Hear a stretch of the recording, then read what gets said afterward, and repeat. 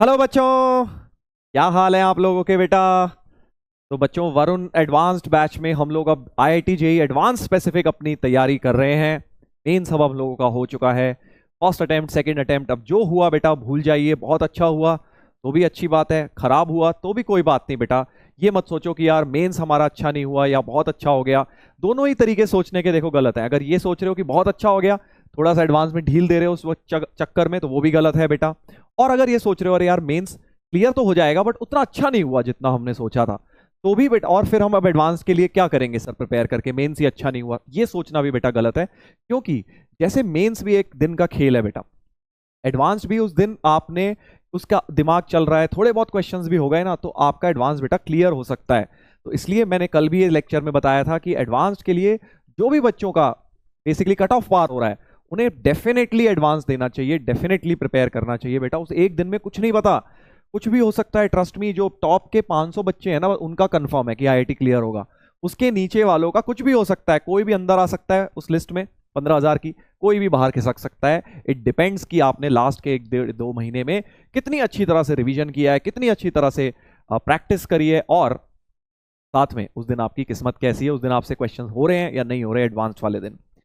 चलिए, so on that note बच्चों, दोबारा से हम लोग पूरी एनर्जी के साथ लग गए हैं। इंटीग्रेशन हमने स्टार्ट किया था कल के लेक्चर में, कुछ ब्रेक के बाद आपकी क्लासेस हुई हैं और फर्स्ट लेक्चर हमारा इंटीग्रेशन का हो गया है। और अभी जब मैं लेक्चर रिकॉर्ड कर रहा हूं आपके लिए, फर्स्ट लेक्चर के कमेंट्स अभी मेरे पास आए नहीं है, तो मैंने सोचा काफी दिनों से आपके कमेंट्स नहीं लिए हैं और काफी बच्चे बात करना चाह रहे हैं, जो हमारे बीच में कनेक्शन है बेटा कमेंट्स के थ्रू बना रहता है। तो कुछ क्वेरीज आप लोगों की मैं उसमें ले लेता हूं, जो भी कॉमन डाउट्स आ रहे हैं बच्चों के, वो मैं ले लेता हूँ। हो सकता है वो डाउट्स, वो क्वेश्चंस आपके माइंड में भी आए, इसलिए वो सभी बच्चों का आंसर एक साथ हो जाता है। तो मेरे पास जो है आपका कंटिन्यूटी डिफरेंशियबिलिटी का लास्ट लेक्चर मैंने जो लिया था आपका, I think lecture number 4 of continuity differentiability, वो है मेरे पास, जिसमें PYQs आई थिंक मैंने करवाए थे। उसमें स्टार्टिंग से कमेंट्स ले रहा हूं मैं। सर 2018 वाले क्वेश्चन में मैंने डिफरेंशियल इक्वेशन से सॉल्व किया, जहां आपने क्यू बाई वी रूल लगाया। हाँ, वो भी बन जाएगा बेटा, लीनियर डिफरेंशियल इक्वेशन भी बन जाती है, उससे भी कर सकते हो आप। मैंने डायरेक्ट उसे यू बाई वी रूल से देख लिया। एक्चुअली लीनियर का जो प्रूफ होता है ना, वो यू बाई वी रूल से ही प्रूफ होता है, वैसे ही होता है। ठीक है, वो भी सही है। अनुज कह रहे हैं ठीक है सर, मजा आ गया, वेरी गुड बेटा। हेलो सर, हेलो बेटा। सर लाइव लेक्चर, हाँ यार लाइव लेक्चर तुम्हारा हो नहीं पाया, सैटरडे को होता है, बट कुछ कारणवश 2-3 सैटरडे जो भी तुम्हारी क्लासेस हुई उसमें मैं कुछ ना कुछ कारण से पहले ही क्लास देनी पड़ी। बट ट्राई करेंगे, कोई बात नहीं, एक ना एक बार इस बैच में भी बेटा लाइव जरूर लेंगे आपके साथ। Hello sir, my study is not going according to my plan, please help, Ayush कह रहे हैं। तो बेटा देखो, ये बात तो फैक्ट है, जो भी जिसने भी प्लान बनाया ना, किसी की प्लान से नहीं चलती आईआईटी की तैयारी। सिर्फ वो लोग लगे रहते हैं, जितना हो पा रहा है उतना करके आगे बढ़ते जाओ। सोचो मत ज्यादा कि यार प्लान करा था कुछ, हो रहा है कुछ।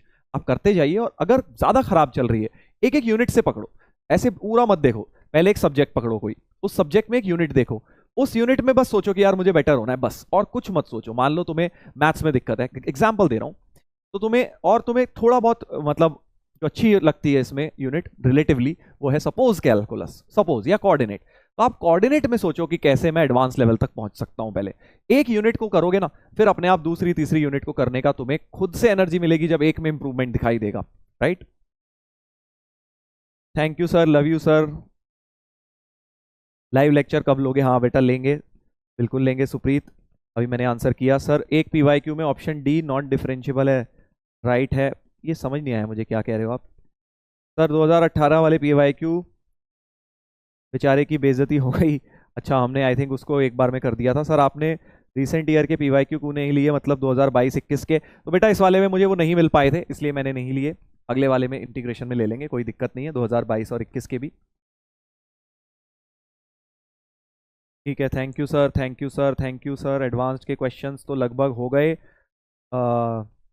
हो जा रहे हैं आपकी वजह से, थैंक यू सर। नहीं बेटा, अमन कह रहे हैं, अमन कुमार, तो बच्चे बेटा तुम्हारी वजह से हो रहे हैं, क्योंकि तुम मेहनत कर रहे हो यार। मेरे को अपनी मेहनत का क्रेडिट मत दो, and trust me, this is honestly I am telling you this, कि तुम मेहनत कर रहे हो इसलिए हो रहे हैं। मैं तो बेटा ये वीडियो हजारों लाखों बच्चे देख रहे हैं, सभी को अगर ऐसा मेरी वजह से हो रहा होता तो उन सभी को हो रहा होता। बट तुमने मेहनत करी है, घर जाके मेहनत कर रहे हो, इसलिए हो रहा है तुमसे। सर आपसे रिक्वेस्ट है, जब भी आप डाउट देखें तो पिछले 2-3 लेक्चर्स के डाउट भी देख लिया करिए। अगर आपको टाइम नहीं मिलता तो अल्टरनेट डे पर ऐसा कर लीजिए। ठीक है बेटा, अगली बार से इंटीग्रेशन से अच्छा सजेशन है, क्योंकि ऐसा हो जाता है कई बार मैं 2-3 लेक्चर छोड़ के डाउट देखता हूँ, तो रिसेंट वाले के देख लेता हूँ बस, जो 2-3 के होंगे अब से वो कर लिया करेंगे।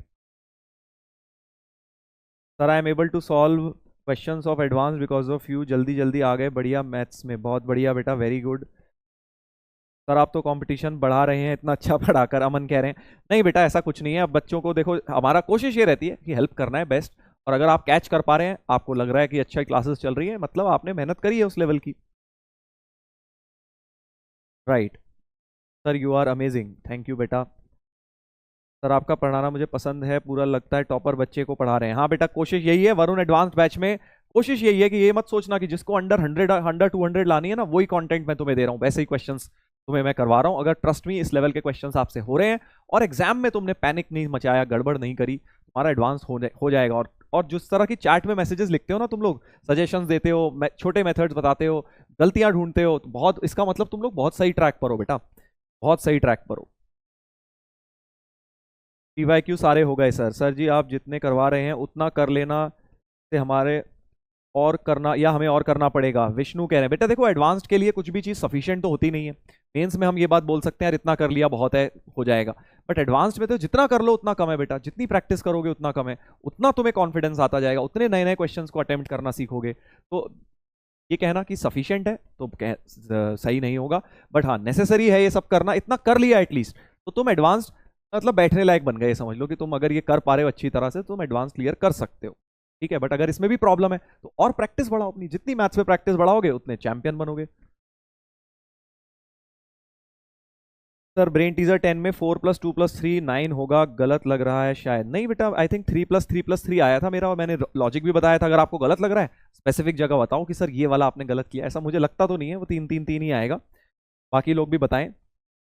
Thank you sir. शुभम कह रहे हैं I am obsessed with, hello बच्चों कैसे हो आप सब लोग। बेटा अच्छा, ये तो मेरा डायलॉग तुमने मार दिया, I think starting of lecture में जो मैं बोलता हूँ। चलो बहुत अच्छी बात है बेटा। सर 48 मिनट में मैंने डायरेक्ट F3 निकाल दिया, उसकी वजह से डी आ रहा है। हाँ मतलब मैंने तुम्हें वही फंडा सिखाया कि होता क्या है कि जो मैट्रिक्स मैच आते हैं ना, उसमें आपको सारे सॉल्व नहीं करने हैं, वो 1 करो 2 करो, उससे आपका आंसर मैच कर रहा है, बहुत अच्छी बात है, वो तो मैंने आपको बताया ही है। सर मज़ा आ गया, 95% क्वेश्चन हो गए, वेरी गुड। हम कह रहे हैं, लोकेश कह रहे हैं सर मैक्सिमम खुद से हो गए PYQ brain teasers, OP sir confidence improve, very good बेटा। होमवर्क भी सही निकले बहुत सारे, बहुत ही अच्छी बात है ये तो बेटा, इससे बढ़िया तो कोई बात ही नहीं हो सकती। सही चल रही है तैयारी तुम्हारी। अगर तुमने इतने परसेंटेज पीवाईक्यू के 50-60% हो रहे हैं और ब्रेन टीजर्स भी इतने हो रहे हैं, तो बेटा तुम्हारी प्रिपरेशन बढ़िया ही है इसका मतलब, क्योंकि ये सब क्वेश्चन कोई हल्के फुल्के नहीं है, ये सब नेक्स्ट लेवल क्वेश्चंस हैं, जो प्रॉपर एडवांस के लिए हिसाब से नए क्वेश्चंस हैं ब्रेन टीजर्स। सर जो ब्रेन टीजर नहीं हुए उसे का सॉल्यूशन देख लिया, नोट्स को रिवाइज करते वक्त क्या हम उन ब्रेन टीजर्स को जो नहीं हुए वापस सॉल्व करें? देखो यार, ये ना वैसे मेंस में ज़्यादा होता है कि आप वो क्वेश्चन दोबारा देख रहे हो, बट हाँ मतलब एडवांस में भी आप क्योंकि भूल जाओगे, याद तो रहेगा नहीं तब तक, तो आप दोबारा से देखो मत, सॉल्व करो। एडवांस्ड में कभी भी आपने कुछ भी पेज नहीं पलटने की, यार ये सोल्यूशन ऐसे हुआ था, ये ऐसे हुआ था, नहीं, मेंस में चल जाता है। एडवांस में तो आपने सवाल देखा और खुद से आप जब तक उसमें दिमाग नहीं लगाओगे, आपका बेनिफिट हो ही नहीं रहा। आप 100 क्या 1000 सवाल देख लो, ऐसे तो आपको खुद से करने, जब भी रिवीजन भी कर रहे हो खुद से अटेम्प्ट करो, चाहे दोबारा वही क्वेश्चन कर रहे हो तब भी। इसीलिए क्लास में भी बोलता हूं, जो क्वेश्चंस मैं दे रहा हूं ये मत सोचो कि यार चलो सर क्या कर रहे हैं देख लेते हैं, वो तो तुम समझ ही जाओगे यार, तुम लोग अब इतना पढ़ चुके हो मैथ्स 1 साल 2 साल में कि तुम सोल्यूशन तो कैच कर ही लोगे। एम ये थोड़ी है कि सोल्यूशन समझ आ जाना, एम ये है कि खुद से सॉल्व करना उस सवाल को एग्जाम में बैठ के, उसके लिए खुद से अटेम्प्ट करना पड़ेगा पहले। सर बोर्ड की वजह से बैकलॉग बन गया था सर, तो फिर कैसे कंप्लीट करें? और सर वो लेक्चर देते हैं डीपीपी नहीं, तो उसे कैसे कंप्लीट करें? अच्छा लेक्चर देख लेते हो डीपीपी रह जाती होगी, तो बेटा देखो समय अब तो तुम्हारे पास प्रॉपर ये समय तुम्हारा एडवांस का है, अब तुम्हारा मेंस भी खत्म, बोर्ड्स भी खत्म, सब खत्म हो गया है। 2 महीने तुम्हारे पास पूरे पूरे बचे, आज 15 अप्रैल है, लगभग 1.5-2 महीना बचा है। एक एक मिनट अपने दिन का एडवांस की प्रिपरेशन की तरफ करो, और बैकलॉग अपना प्लान बनाओ ना कि यार इतने घंटे लेक्चर देखूंगा, इतने घंटे में पुराने वाले लेक्चर्स भी देखो, तुम्हारा हो जाएगा। इतना सोचो मत कि सर कैसे करें कैसे, जैसे तुम अभी तक बस मेंस के लिए करते थे, अब वो सारे घंटे एडवांस के लिए देने शुरू कर होगा।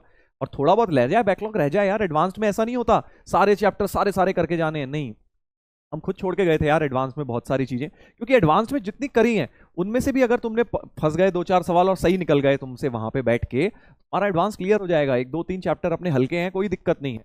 मेन मेन चीजें पहले स्ट्रॉन्ग करो, जैसे कैलकुलस हो गया, कोऑर्डिनेट हो गया, वेक्टर 3D हो गया।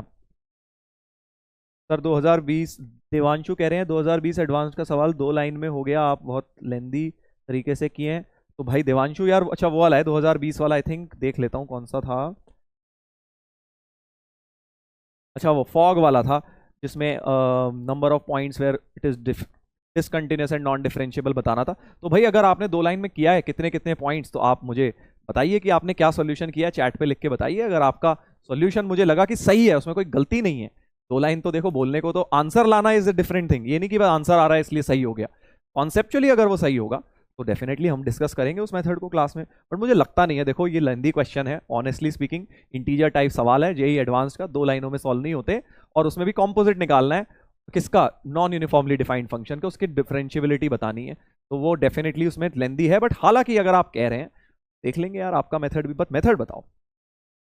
चलिए तो ये आपके बेटा क्वेरीज हो गए कुछ पिछले लेक्चर के जो मैंने ले लिए हैं। बाकी तो देखो ये काफी पुराना लेक्चर है, बट क्योंकि अब आप लोगों ने एडवांस की तैयारी शुरू करी है तो काफी बच्चे उसी में कमेंट्स कर रहे हैं, क्योंकि अभी और लेक्चर्स आपको मिले नहीं होंगे, और इंटीग्रेशन के भी आ जाएंगे अब आपके पास लेक्चर, और जब वो आ जाएंगे तो उसके भी हम क्वेरीज डिस्कस कर लेंगे बेटा।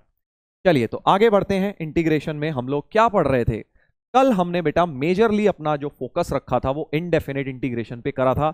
उसके कॉन्सेप्ट्स मैंने आपको रिवाइज करवाए थे, कुछ प्रॉब्लम्स ब्रेन टीजर्स हमने उस पर अटेम्प्ट किए थे, राइट।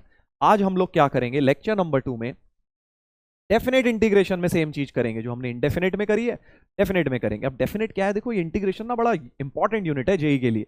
तो तुम्हें 3 सवाल दिखेंगे कम से कम इंटीग्रेशन के अंदर जेई के एडवांस्ड के पेपर्स में, तो इंपॉर्टेंट हो जाता है। 3 सवाल बहुत होते हैं यार, 40 कितने आते हैं, 20 18 18 36 या 40 सवाल तो टोटल आते ही है मैथ्स में, जैसे 3 सवाल इसमें से आ जाएंगे, तो इसलिए इंपॉर्टेंट यूनिट है, और इस पर डायरेक्टली बेस्ड है एरिया और डिफरेंशियल, उसके ऊपर भी एक एक सवाल जरूर मिलेगा, ठीक है। तो 5 सवाल हो गए इंटीग्रल कैलकुलस के, और बहुत ही बढ़िया है ये स्कोर करने की अपॉर्चुनिटी। इन 5 में से अगर तुमने 3 कर दिए, और 3 ट्रस्ट में बहुत बच्चे इसमें से 5 में से 3 सही कर लेते हैं, हमारा एडवांस क्लियर हो जाएगा अगर इंटीग्रल कैलकुलस अच्छी तरह करा हुआ है, राइट। तो इंटीग्रेशन में आज हम करेंगे बेटा definite integration with the help of indefinite. कई बार हमें, वैसे तो कई बार प्रॉपर्टीज लगती हैं, ये रहा प्रॉपर्टीज भी, बट बिना प्रॉपर्टीज के भी कई बार अपने इंडेफिनेट के फंडे लगा के भी डेफिनेट इंटीग्रल का सवाल बन जाता है, कि सब्सटीट्यूशन हो रहा है, बाय पार्ट्स हो रहा है, कुछ कुछ करके अपना सॉल्व हो जाता है यूजिंग इनडेफिनेट, वो चीज देखेंगे। और बहुत ही इंपॉर्टेंट चीज, इन्हीं दोनों को यूज करते हुए जेई का जो एडवांस में बेटा फेवरेट टाइप का क्वेश्चन है ना, वो है रिलेटिंग डेफिनेट इंटीग्रल। सर अब ये क्या है, कई लोगों ने इसका नाम सुना होगा, कुछ लोगों ने नहीं भी सुना होगा। रिलेट करना मतलब वो तुम्हें इंटीग्रल सॉल्व करने को नहीं बोलेंगे कि यार इसको पूरा सॉल्व करके बताओ, एक दे देंगे आई, दूसरा दे देंगे जे, आई जे के बीच में रिलेशन पूछेंगे, सॉल्व नहीं करना होगा, दोनों को रिलेट, उनके बीच में एक रिश्ता स्टैब्लिश करना होगा। ऐसे क्वेश्चंस बहुत आते हैं एडवांस में, देखेंगे आज, इसकी भी हम प्रैक्टिस करेंगे। तो यूजिंग प्रॉपर्टीज एंड यही सब फंडे लगा के, सब्सटीट्यूशन पार्ट्स लगा के ही हम उनको सॉल्व करते हैं बेटा। तो आज हम लोग यही मेजर थ्योरी कवर करेंगे, लेबनिट्स रूल हो गया और लिमिट ऑफ सम हो गया, जो बाकी थ्योरी का पार्ट है वो आगे कवर करेंगे अगले लेक्चर में, राइट। 3 चीजें इंटीग्रेशन की आज हम पढ़ने वाले हैं। हैविंग सेड दैट, जैसा कि मैं हर लेक्चर में करता हूं बेटा एडवांस्ड के, कि पुराना भी यूज करते हैं, ये नहीं कि इंटीग्रेशन है तो वह इंटीग्रेशन ही लग रहा है, उसमें एओडी भी लग सकता है, उसमें कंटिन्यूटी भी, लिमिट्स भी, सब कुछ लग सकता है, ताकि तुम्हारा रिवीजन भी बेटा साथ साथ होता रहे। क्योंकि जेई एडवांस्ड में कई बार क्वेश्चन मिक्स्ड कैलकुलस का आता है, मिक्स्ड कैलकुलस की प्रैक्टिस बहुत इंपॉर्टेंट है। सिर्फ ये सोचें चलो हर एक चैप्टर को अलग अलग सोच के चलोगे, एडवांस्ड में नहीं क्लियर होगा, मेंस में चल जाता है फिर भी टू सम एक्सटेंट काम, एडवांस में ऐसा नहीं होता। एक ही क्वेश्चन के अंदर वो तुम्हें मैक्सिमम मिनिमा भी लगवाएंगे, फंक्शंस भी लगवाएंगे, पीरियड भी लगवाएंगे, ग्राफ भी लगवाएंगे, कंटिन्यूटी भी लगवाएंगे, इंटीग्रेशन भी लगवाएंगे, एरिया भी, डिफरेंशियल इक्वेशन भी, तो वो सब चीजें आनी चाहिए। काफी क्वेश्चन हमने करे हैं पिछले लेक्चर्स में। मिक्स फंक्शन से मैं तुम्हें मिक्स कैलकुलस करा रहा हूँ इस पर उन एडवांस्ड बैच में। फर्क यही है बेटा, नॉर्मल बैचेस में फंक्शन मतलब फंक्शन से शुरू करते हैं, ABCD शुरू करते हैं, बट यहाँ ए जो है चैप्टर फंक्शंस, अगर ए है तो उसमें जेड भी यूज कर रहा था मैं, फंक्शंस, ये चीज अपने को सीखनी, राइट। चलिए तो आगे बढ़ते हैं जल्दी से। पहले तो बेटा प्रॉपर्टीज हम देखो ये लगाएंगे, कल हमने इंडेफिनेट के पहले फॉर्मुलेज रिवाइज करे थे, एक बार जल्दी से मैं आपको जो मेन 3-4 प्रॉपर्टीज हैं, 1 2 3 मैंने नहीं लिखी, P4 से शुरू किया है, 1 2 3 तो यार बिल्कुल ही फंडामेंटल प्रॉपर्टीज है इंटीग्रेशन की। 0 to ये बहुत ही इंपॉर्टेंट प्रॉपर्टी है बेटा, -a to a fx dx का इंटीग्रल जो होता है वो 0 हो जाता है अगर fx एक ऑड फंक्शन है। ऑड फंक्शन सबको पता है, 2 टाइम्स 0 to a। अगर fx इवन फंक्शन है, इवन ऑड सब बता चुका हूं यार, दोबारा नहीं जा रहा हूं मैं उस पर। Property number 5, a to b fx dx, a to b f of a plus b minus x, king property भी बोलते हैं हम इसको क्वीन प्रॉपर्टी भी बोलते हैं, और इसको जैक प्रॉपर्टी भी बोलते हैं P4 को। तो प्रॉपर्टी 4, 5, 6 बहुत ज्यादा इंपॉर्टेंट प्रॉपर्टीज हैं, आज इनका हम यूज करेंगे। तुम एनसीईआरटी में भी बेटा इनको यूज कर चुके होगे, जेई मेंस में भी बहुत यूज करे होंगी, तुम्हारे शिफ्ट में क्वेश्चन भी पक्का आया होगा इसका जेई मेन के अंदर। अब एडवांस में देखते हैं इनका कैसे काम आएगा। और इन्हीं प्रॉपर्टीज को यूज करके एक ऑब्जेक्टिव फॉर्मूला जो एनसीईआरटी में तो बेटा एज अ क्वेश्चन दिया है, बट आपको एडवांस्ड के लिए एज अ फॉर्मूला लर्न करना है। मेंस के लिए नहीं किया था, कोई बात नहीं, वैसे तो मेंस के लिए भी करना था, बट एडवांस के लिए अब इसको लर्न कर लीजिए। 0 से π/2 ln sin x dx या ln cos x dx या ln sin 2x, तीनों की वैल्यू सेम होती है -π/2 ln 2। आना चाहिए, याद होना चाहिए बिल्कुल। क्यों सर, इसका क्या काम आएगा अभी देखना क्वेश्चंस में कैसे बेटा ये डायरेक्ट तुम्हारा यूज आने वाला है। कुछ कुछ क्वेश्चंस डायरेक्टली उसकी वैल्यू यूज हो जाती है। तुम्हें अगर याद नहीं होगी, बैठ के समय बर्बाद करोगे 1-2 मिनट, तो याद करके जाना, वेरी इंपॉर्टेंट, ठीक है। जिनको नहीं आता है प्रूफ वगैरह सर कहां से आया, एनसीईआरटी मिसलेनियस एग्जाम्पल सॉल्व्ड, आपको ये मिल जाएगा, पूरा सॉल्व किया हुआ है वहां उन्होंने। बट आपको अभी तक आना चाहिए था बेटा, क्योंकि आप बोर्ड्स दे चुके हैं। बट अगर किसी कारण से नहीं आया, अब आप देख लेंगे राइट इसको।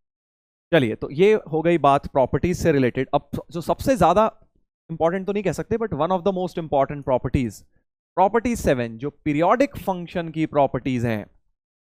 पीरियोडिक फंक्शन जिसमें यूज हो जाता है बेटा 0 से nt इज n टाइम्स 0 से t। ये 4 parts in property periodic properties के हैं। कल मैंने एक्चुअली एक क्वेश्चन में ये यूज भी किया था, अगर आपको याद आ रहा हो।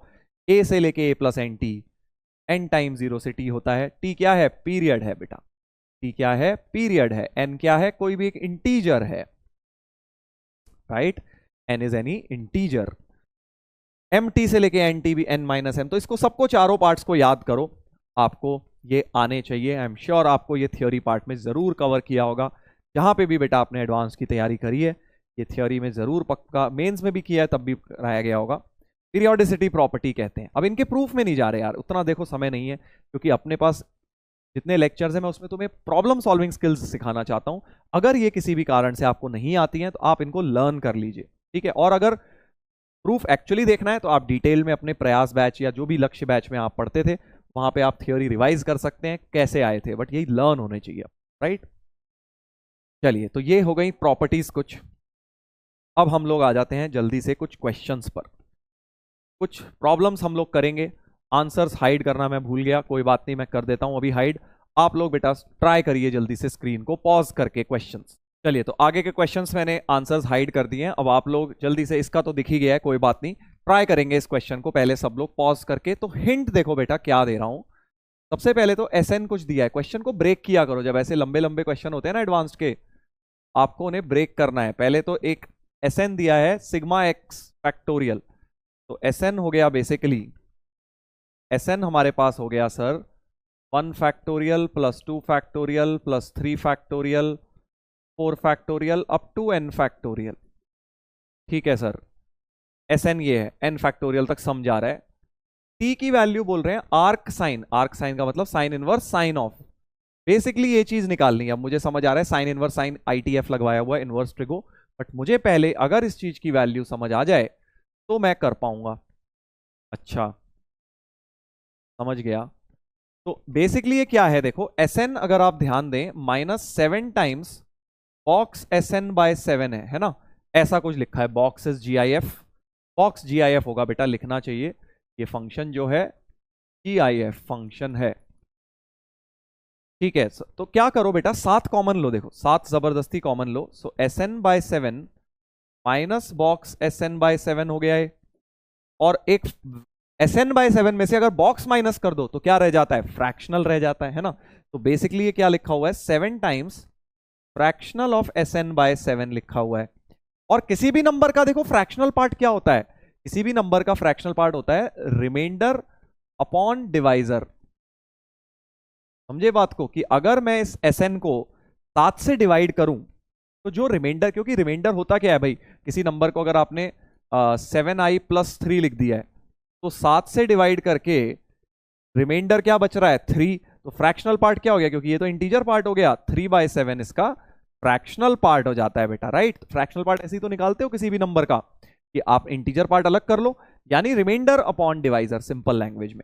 तो मेरे दिमाग में चल रहा है, अगर इसका Sn/7 का फ्रैक्शनल पार्ट निकालना है, मतलब Sn को 7 से डिवाइड कर कर रिमाइंडर क्या आ रहा है ये समझना है हमें। देख रहे हो कैसे क्वेश्चन को मैं दिमाग में ब्रेक कर रहा हूं। तो अच्छा 7 से डिवाइड करना है, तो मुझे समझ आ रहा है यार Sn के अंदर 1 factorial, 2 factorial, 3 factorial, 4 factorial, 5 factorial, 6 factorial और 7 फैक्टोरियल ऑनवर्ड्स, तो 7i आ ही जाएगा, 7 कॉमन आने लगेगा, राइट। Sn के अंदर आगे से 7 फैक्टोरियल ऑनवर्ड, 8 फैक्टोरियल, सब में 7 कॉमन आएगा। 7 में क्यों इंटरेस्टेड हूं, क्योंकि 7 से डिवाइड करना है मुझे। तो अब मैं अगर Sn को 7 से डिवाइड करूं, 7 से डिवाइड करूं बेटा, तो Sn/7 बेसिकली ये तो पूरा का पूरा कट गया सर, और इसके अंदर से जो रिमाइंडर बचेगा 7 से डिवाइड करके वही अपना आंसर होने वाला है। सो बेसिकली इसकी वैल्यू देखो क्या है, 1 + 2 + 6 + 24 + 120 + 620। इसको जब 7 से डिवाइड करूंगा तो मुझे रिमाइंडर मिल जाएगा। समझ रहे हो ना खेल क्या हो रहा है। तो बेसिकली मैं कहां से कहां लिंक कर रहा हूं, देखो बहुत प्यारा सवाल है। अभी इंटीग्रेशन तो शुरू ही नहीं हुआ है, इंटीग्रेशन तो आगे लगेगा। पहले तो ये थोड़ा सा फ्रैक्शनल और जीआईएफ से रिलेटेड क्वेश्चन है। इसको मैंने 620 लिख दिया है, 720 होगा बेटा ये। 720 होता है 6 फैक्टोरियल, राइट। कैलकुलेशंस करते हैं अब इसकी। ये दोनों मिला के 30 हो गए, और 120 और 30 150, 720 + 150 770, तो ये हो गया 770, तो ये हो गया है ना।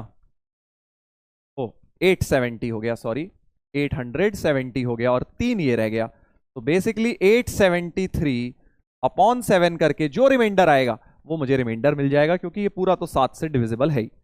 873 को लॉन्ग डिवीजन कर लो भाई 7 से, 7 1 जा 7, 17 3 33, 7 4 जा 28, 28, तो 5 बचेगा रिमाइंडर। तो ये बेटा इसको 873 को लिख लिया 124 × 7 + 5 काइंड ऑफ। और अब जैसे ही इसको अलग अलग करूंगा तो फ्रैक्शनल पार्ट क्या बच जाएगा, according to this concept remainder upon divisor से, फ्रैक्शनल पार्ट ऑफ Sn/7 बच जाएगा 5/7।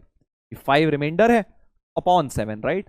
तो 5/7 क्या हो जाना चाहिए, फ्रैक्शनल पार्ट। ये चीज अपनी जो हमने मानी है, इसको सपोज k मान लेता हूं, तो k की वैल्यू बेटा कितनी आ जाएगी, यहां से डालते हैं 7 × ये चीज 5/7 हो गई।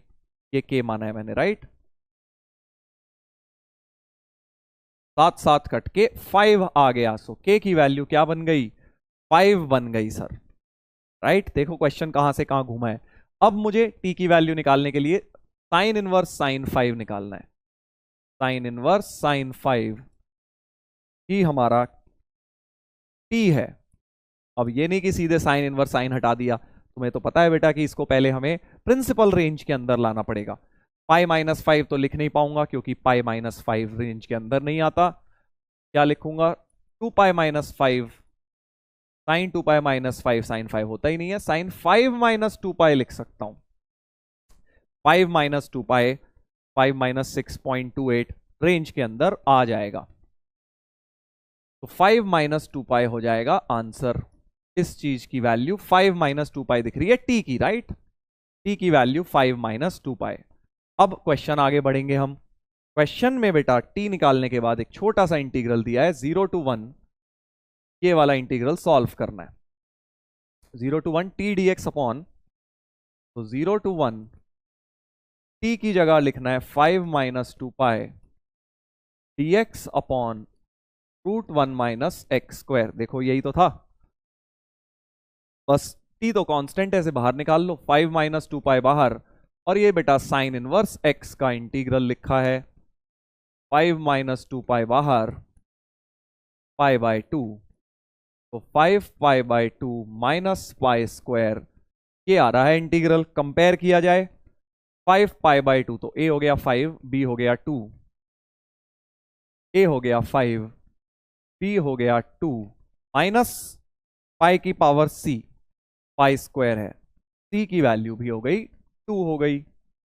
A5 B2 C2 हमें निकालना है ये B/C+A, B/C तो 1 हुआ, A5 हुआ, 1 + 5 6, आंसर हमारा बिल्कुल ठीक आ गया है बेटा, 6 आ गया है आंसर, राइट।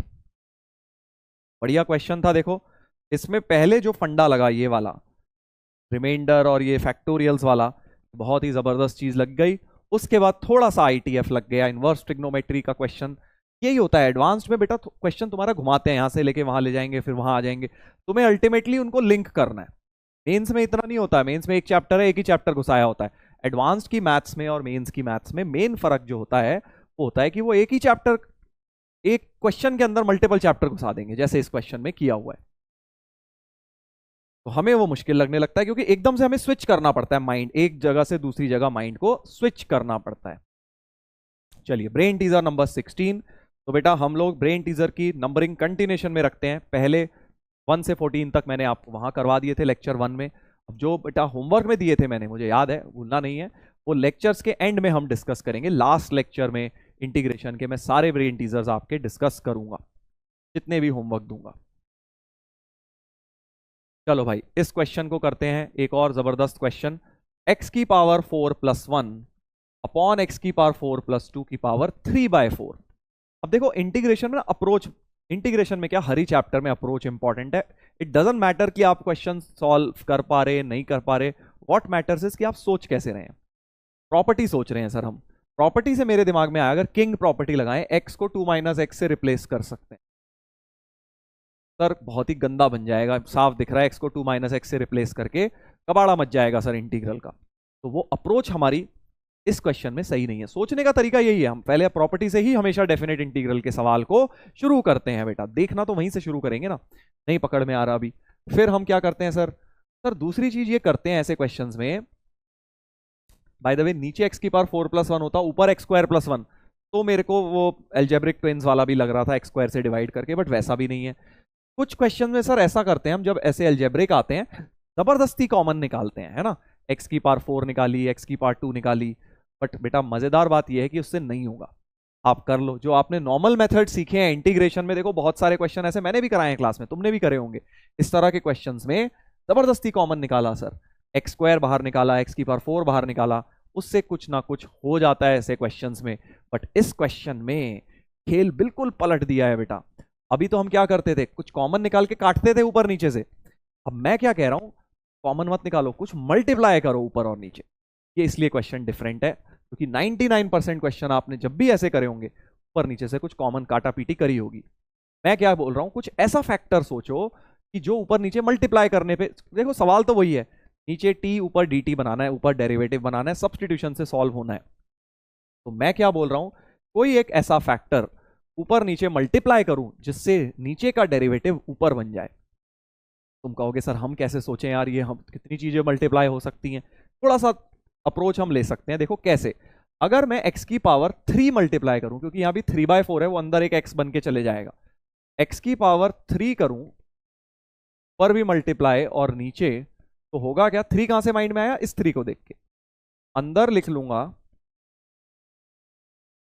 इसकी पावर 3/4 करनी है तो यहां पावर 4 जाएगी। बेसिकली मैंने क्या किया, x³ से मल्टीप्लाई एंड डिवाइड किया, x³ से मल्टीप्लाई और डिवाइड किया। जब ऊपर वाला x³ तो ऐसे लिख दिया, बट जो नीचे वाला x³ आ रहा था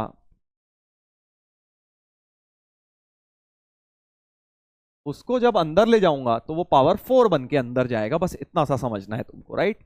ये चीज मैंने ऐसे लिखी और इसके बाद यहां पे आ गया, करेक्ट, ठीक है, क्योंकि पावर में /4 भी था ना इसलिए। अब सर इससे फायदा क्या हुआ, ये अजीब सी चीज करके बहुत जबरदस्त फायदा हो गया। देखो x⁴ प्लस x³ नीचे x⁴ प्लस 2x⁴ आया ना मजा। अब समझदार लोगों को मजा आ गया होगा। और बट कुछ लोग होंगे जो अभी सोच रहे होंगे सर क्या इतने खुश क्यों हो रहे हो आप? बेटा देखो नीचे वाले का डेरिवेटिव ऊपर बन चुका है, एक्स की पावर 8 का ऊपर 7 बन चुका है, 2x की पावर 4 का x की पावर 3 बन चुका है ऊपर। साफ समझ आ गया, डेरिवेटिव बेटा क्रिएट हो गया। लेट कर देते हैं x की पावर 8 प्लस 2x की पावर 4 को t की पावर 4 कर दो सर, t मत करो, t की पावर 4 कर दो ताकि 1/4 भी चले जाए पावर में। 8 common,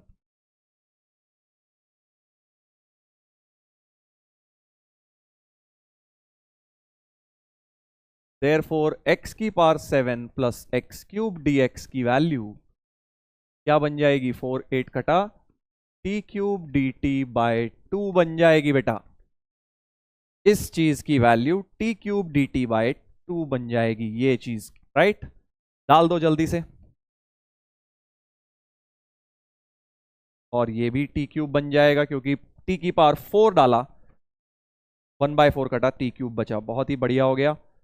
integral D t by 2 यानी कि टी बाय 2 हो गया, टी बाय 2 हो गया सर। टी की वैल्यू वापस डाल देता हूं, टी की वैल्यू वापस डाल देता हूं क्योंकि लिमिट्स भी डालनी है ना अभी। टी की वैल्यू है सर,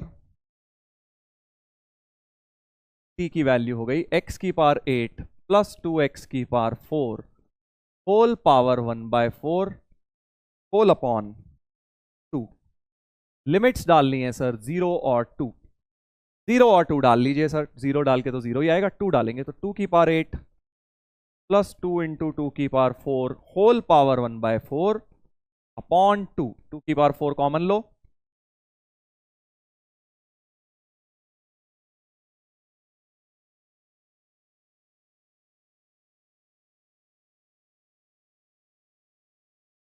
राइट? ऐसा कुछ हो गया और एक नीचे 2 था, ये 2 ये 2 बेटा कैंसिल आउट हो गया। 16 और 2 18 की पावर 1/4 हो गई। 18 की पावर 1/4 को लिख सकते हो 3 स्क्वायर इंटू 2 की पावर 1/4, तो 3 स्क्वायर की पावर 1/4 हो गया 3 की पावर हाफ 2 की पावर 1/4, ऐसा कुछ आंसर आ रहा है बेटा। √3 इंटू 4th रूट ऑफ 2। देख लेते हैं आंसर क्या है सर। हाँ सही है, ऐसे भी लिख सकता हूं उसे रूट्स में, रूट ऑफ 3 इंटू √2 भी लिख सकता हूं बेटा। आंसर कर गया मैच, देख रहे हो ना, जबरदस्त क्वेश्चन था, थोड़ा सा डिफरेंट स्टाइल था। अभी तक हम क्या करते थे, ऊपर नीचे से कॉमन निकालते थे, इस क्वेश्चन में ऊपर नीचे मल्टीप्लाई किया है। ये भी एक थॉट प्रोसेस है, देखो एक सोच तो हमारी वो है कि भाई जबरदस्ती कॉमन लेते हैं, वो अभी तक तुमने करे होंगे वैसे क्वेश्चन हो जाते हैं, बट ये एक थोड़ा सा डिफरेंट अप्रोच है कि ये भी एक थॉट प्रोसेस है कि जब उसमें फंस जाओ ऊपर नीचे कुछ कॉमन मल्टीप्लाई करने की कोशिश करो। देख लीजिए सर एक्स क्यूब ही क्यों करा आपने, क्योंकि बेटा वो 3 दिख रहा था, मैं सोचा एक एक्स लेके जाऊंगा, एक्स की पावर 3 का मल्टीपल ही कुछ करूंगा। स्टार्टिंग 3 से किया, 6 कर सकता था, स्टार्टिंग मैंने 3 से किया, उसी में बन गया। इंटीग्रेशन में देखो एक हिट एंड ट्रायल का एलिमेंट रहता ही है, क्योंकि आप कैसे शुरू करो, इसको हिट एंड ट्रायल नहीं कहते, इसको अलग अलग अप्रोचेस कहते हैं। या तो आप इंडेफिनिट से शुरू कर रहे हो, बाय पार्ट से शुरू कर रहे हो, सब्सटीट्यूशन से कर रहे हो, सब प्रॉपर्टीज से कर रहे हो, बहुत चीजें हैं इंटीग्रेशन में, राइट? अपने को पहले से तो पता नहीं होता कौन सा क्वेश्चन कैसे होगा, हमें अलग अलग तरीके से सोचना पड़ता है।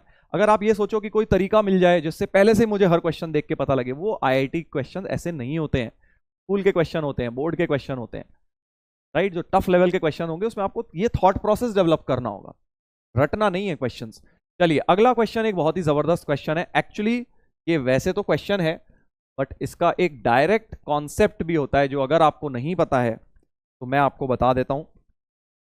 0 से π/2 sine square ten theta upon sine square theta, इसका वैल्यू पूछा है, ठीक है? तो अभी अगर इसका कॉन्सेप्ट नहीं पता है तो एक बार इधर देख लीजिए, मैं आपको समझा देता हूं। उसके लिए एक इंपॉर्टेंट नोट याद करिए।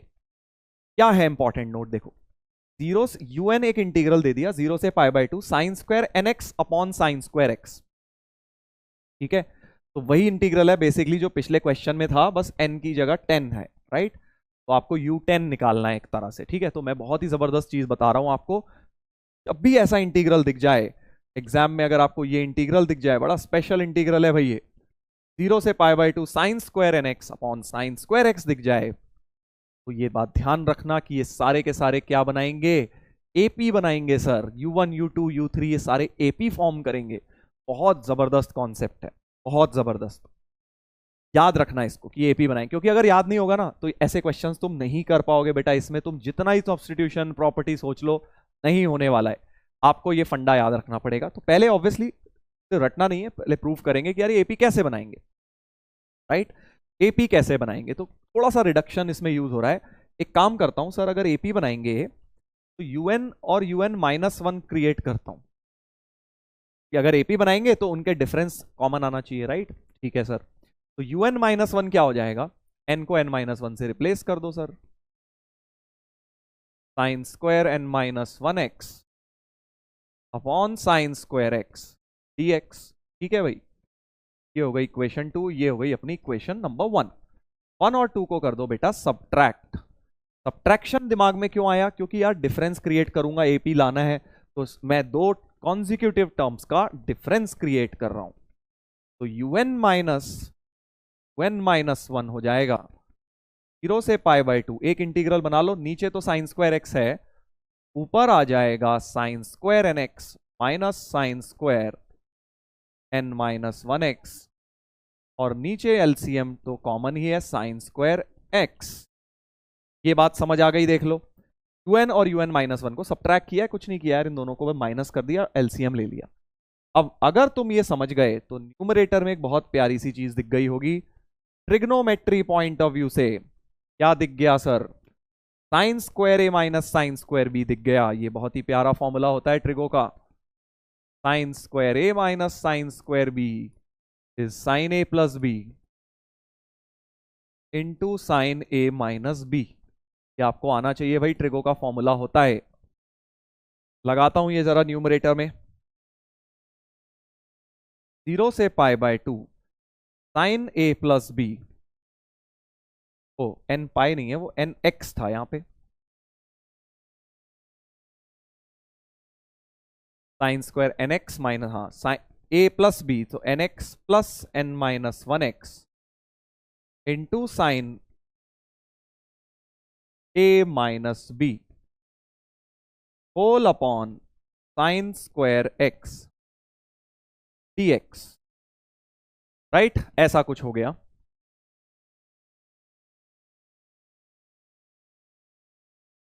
थोड़ा सिंप्लीफाई करता हूं, तो UN-1 आ गया, साइन, देखो क्या हो गया है, sine 2nx minus x into sine nx cut गया, x ही रह जाएगा, sine x upon sine square x dx।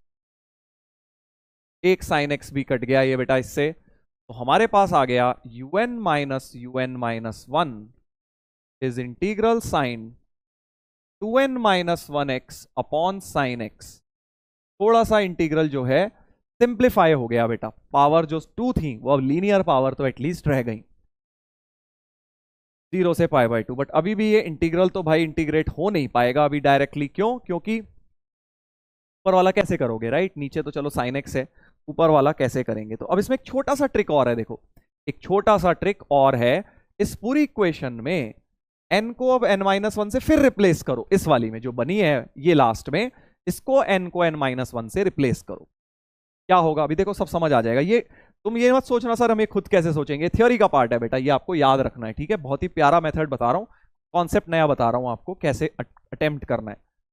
तो UN-1 माइनस UN-2 0 से π/2, n की जगह सोचो क्या हो जाएगा, या n को n+1 कर दो तो ज्यादा ठीक रहेगा, मतलब इससे भी हो जाएगा, ऐसा कुछ नहीं है, इससे भी हमारा हो जाएगा। चलो ऐसे ही कर लेते हैं, या n को n+1 से क्या होता ना, ये थोड़ा सिमेट्रिक बन जाता, थोड़ा इजी हो जाता। n को n+1 कर लेता हूं, तुम चाहे तो n को n-1 से कर लेना, उससे भी आ जाएगा। n को n+1 से करूंगा तो ये 2n+2 - 1 2n+1x हो गया, देख रहे हो ना, सिमेट्रिकल एक्सप्रेशन बन गया ये वाला, 2n-1 2n+1। इसीलिए बस मैंने n को n+1 कर दिया n-1 की जगह, बाकी उससे भी हो जाएगा, कोई गलत नहीं है। अब क्या करना है बेटा, ये जो इक्वेशन नंबर 1 बनी है, या 1 2 तो पहले ही मान ली थी, इसको 3 मान लो, और ये जो इक्वेशन नंबर 4 बनी है, ये जो 3 और 4 बनी है, इनको भी सबट्रैक्ट करो, इनको फिर से सबट्रैक्ट करो, 3 - 4 करो। सर ये क्या करे जा रहे हो? अभी देखो, बस अब 2 लाइन का खेल रह गया है, बस ध्यान से देख लो। जैसे ही इन्हें सबट्रैक्ट करूंगा होगा क्या, ये un माइनस un -1, और इसमें साइन पलट जाएगा, प्लस un हो जाएगा, माइनस un +1 हो जाएगा, और राइट साइड में होगा 0 से π/2, दिस माइनस दिस आ जाएगा, राइट? दिस माइनस दिस मतलब sin 2n - 1x minus sin 2n + 1x whole upon sine x बन जाएगा। Sine C minus sine D ऊपर लगाएंगे अब फिर से। बेसिकली ये n वाली जो टर्म है ना, वो तुम ये कॉमन सेंस लगाओ, मैंने पहले एक बार सबट्रैक्ट करके एक स्क्वायर हटाया, एक बार और सबट्रैक्ट करके अब ये लीनियर भी हटा दूंगा। Sine C minus sine D लगाइए, ये sine C minus sine D, 2 cos c + d/2, orally सोचो, 2 cos 2nx, right, c + d/2, ठीक है, into sine c - d/2, this minus this तो माइनस x आ जाएगा, whole upon sine x, dx हो जाएगा बेटा, dx हो जाएगा, राइट? आया ना मजा? माइनस बाहर निकाल लो, और ये दोनों कट गए विद अ माइनस साइन, तो हमारे पास आ गया 2n - 1, ये un मिला के 2un कर लो, माइनस un +1 इक्वल टू 0 से π/2, क्या बचा है देखो, 0 से π/2, ये माइनस बचा 2 cos, और ये लिमिट्स भी 0 से π/2, 2 cos 2nx dx with a minus sine, right?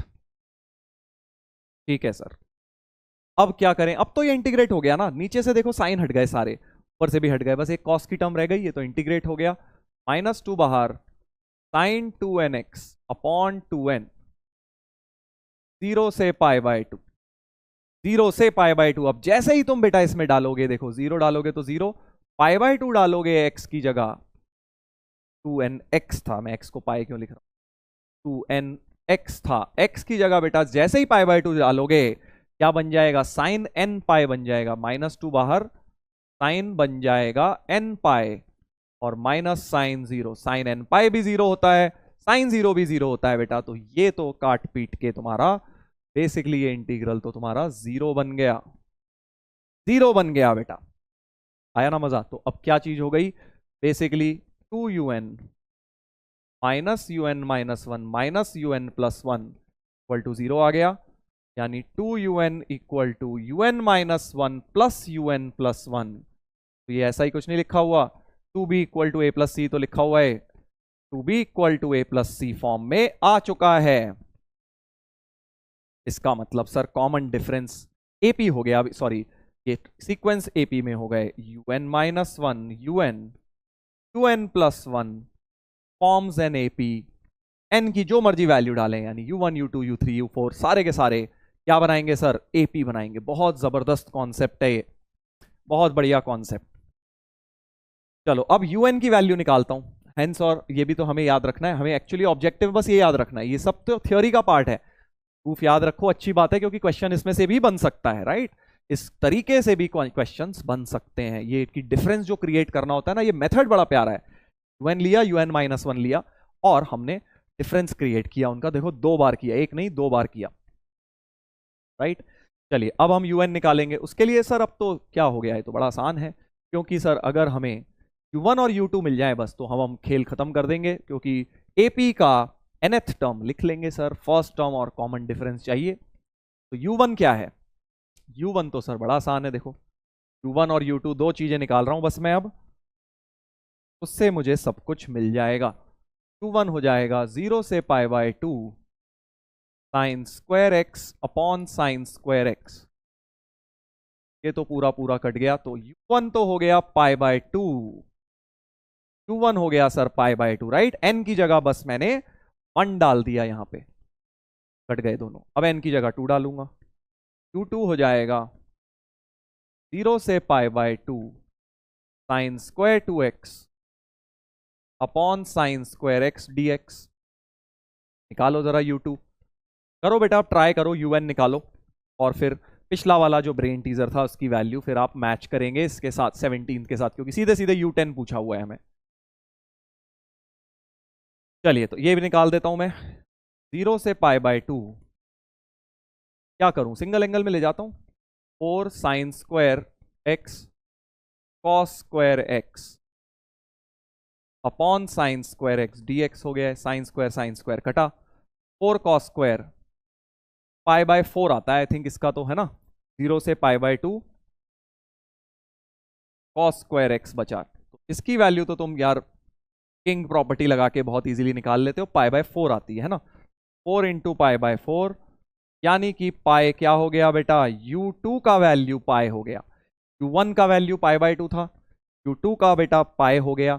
अब तुम un निकाल सकते हो ना, general term un is a plus n minus 1 into common difference d। un है क्या, nth टर्म ही तो है ap की, क्योंकि ap तो प्रूफ कर ही चुके हो। तो un हो जाएगा a मतलब पहली टर्म u1 पाई बाय 2 और कॉमन डिफरेंस कितना है, पाई माइनस पाई बाय 2 भी पाई बाय 2 है, तो un आ गया n पाई बाय 2। तो ये पूरी कहानी का तुम निचोड़ कह सकते हो, un की वैल्यू n पाई बाय 2। आप लर्न कर लीजिए बेटा, इस तरह का एक्सप्रेशन आया तो un को सीधे उठा के क्या रख दूंगा, n पाई बाय 2 रख दूंगा सर, n पाई बाय 2 रख दूंगा, तो खत्म, n पाई बाय 2 रखोगे इसका आंसर। बट हमें u10 निकालना है, 10 पाई बाय 2 मतलब बेटा 5 पाई हो जाएगा आंसर। k की वैल्यू 5 होनी चाहिए, k की वैल्यू 5 आ गई। तो ये बहुत ही जबरदस्त कॉन्सेप्ट एक बन गया आपका, पैसेज बन सकता है इन पे, राइट। डायरेक्ट तो लंबा है थोड़ा सवाल डायरेक्ट देने के लिए और टफ भी है, बट पैसेज बना के आपको हिंट दे सकते हैं कि भाई un ये है, u5 बताओ, u10 बताओ। एपी को खुद पूछेंगे नहीं बताना, तो अगर पहले से नॉलेज होगी तो फायदा हो जाएगा। देखो देख लीजिए, बढ़िया सवाल है ये।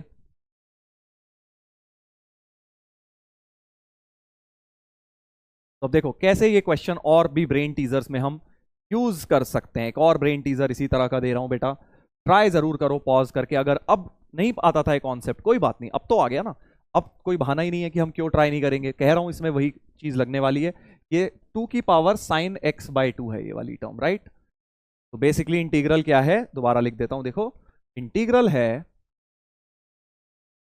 माइनस पाई से पाई 1 अपॉन 1 प्लस 2 की पावर साइन x बाय 2 ऐसा कुछ, इनटू ये पूरी चीज बाहर है sine nx by 2 upon sine square x by 2, मतलब स्क्वायर अलग अलग कर लिए मैंने, होल स्क्वायर था क्योंकि ये भी sine square upon sine square, वैसा ही कुछ टर्म दिख रहा है तुम्हें, नजर आ रहा है ये वाला टर्म, साइन स्क्वायर बस nx था, अब x बाय 2 कर दिया, कोई बात नहीं। ठीक है सर, अब सबसे पहले तो मुझे यार माइनस ए टू ए देखते ही बड़ा दिल खुश हो जाता है, क्योंकि समझ आ जाता है यार प्रॉपर्टी से ही शुरू होना है 100%। प्रॉपर्टी 4 लगनी है या 5 लगनी है। 4 तो सर कैसे ही लगाओगे, इवन ऑड का तो कोई चक्कर है नहीं, क्योंकि ये 2 की पावर का फंक्शन आ गया है। जैक तो लग नहीं सकता बट किंग्स लग सकता है, मतलब x को माइनस एक्स से रिप्लेस जरूर कर सकता हूं। तो होगा क्या, ये 2 की पावर में माइनस आ जाएगा, जिसको एलसीएम लेके, अब ऐसे सवाल तुमने घिसे पिटे बहुत किए होंगे कि ये ऊपर चले जाएगा सर, ये सब ऐसा हो जाएगा प्रॉपर्टी 5 लग के, और इसमें तो माइनस माइनस दोनों के आएंगे ही नहीं, साइन स्क्वायर है। ये वाली टर्म तो सेम रहेगी। ऐसे क्वेश्चंस करें ना बहुत मेंस में आते हैं यार, ऐसे ऐड कर दो। अब जैसे ही दोनों को ऐड करूंगा, जैसे ही दोनों को ऐड करूंगा बेटा, 2i equal to minus pi से पाई, होगा क्या, ये साइन स्क्वायर वाला पार्ट तो common, 1 plus this upon 1 plus this, की पूरा का पूरा कट जाएगा बेटा। ये दोनों जब ऐड होंगे, दिख रहा है ना तुमको, 1 plus this upon 1 plus this, same चीज आके पूरी की पूरी कट जाएगी। सो बेसिकली सिर्फ क्या रह जाएगा, ये वाली चीज, sine square N x by 2 upon sine square x by 2 dx, ये बच जाएगा,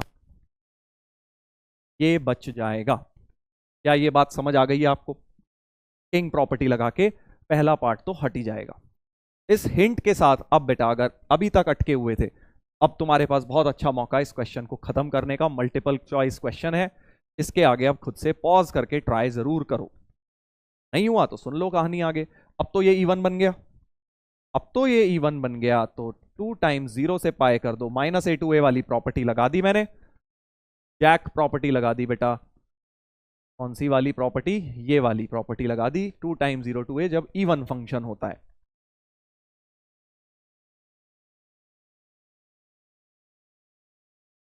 2 टाइम्स 0 से pi sine square N x by 2 upon sine square x by 2 dx। Okay, 2 से 2 कट गया। अब सर पिछला वाला जैसा बन तो रहा है, बट x की जगह x बाय 2 है, तो एक काम करता हूं, x बाय 2 को थीटा लेट कर लेता हूं, है ना।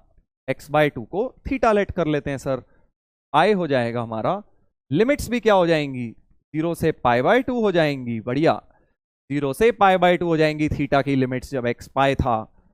Sine square and theta upon sine square theta dx की जगह आ जाएगा 2d थीटा। क्या ये बात सही है? देख लीजिए जरा एक बार, सही लग रही है सर। और अब ये तो अपना वापस पुराना जाना पहचाना, तो अभी हमने थ्योरी में सीखा un बन गया, तो i की value is nothing but twice of un हो गया। ये चीज अपनी un(2) बाहर है, ठीक है sir, twice of un, got it. तो अब un हमने क्या याद किया हुआ है, un आता है sir n pi by 2। Basically अब हमारा जो i हो गया वो twice of n pi by 2, यानी कि बेटा सीधे सीधे n पाई हो गया। इंटीग्रल की वैल्यू क्या हो गई, तो इस in की वैल्यू, ये जो in माना है हमने, in है ना ये, तो in की वैल्यू बेसिकली सिंप्लीफाई करके आ गई n पाई, in की वैल्यू n पाई आ गई सर। अब तो सारे ऑप्शन मैच करने लग जाओ, बस एक एक करके, एक एक करके ऑप्शंस को मैच कर लीजिए।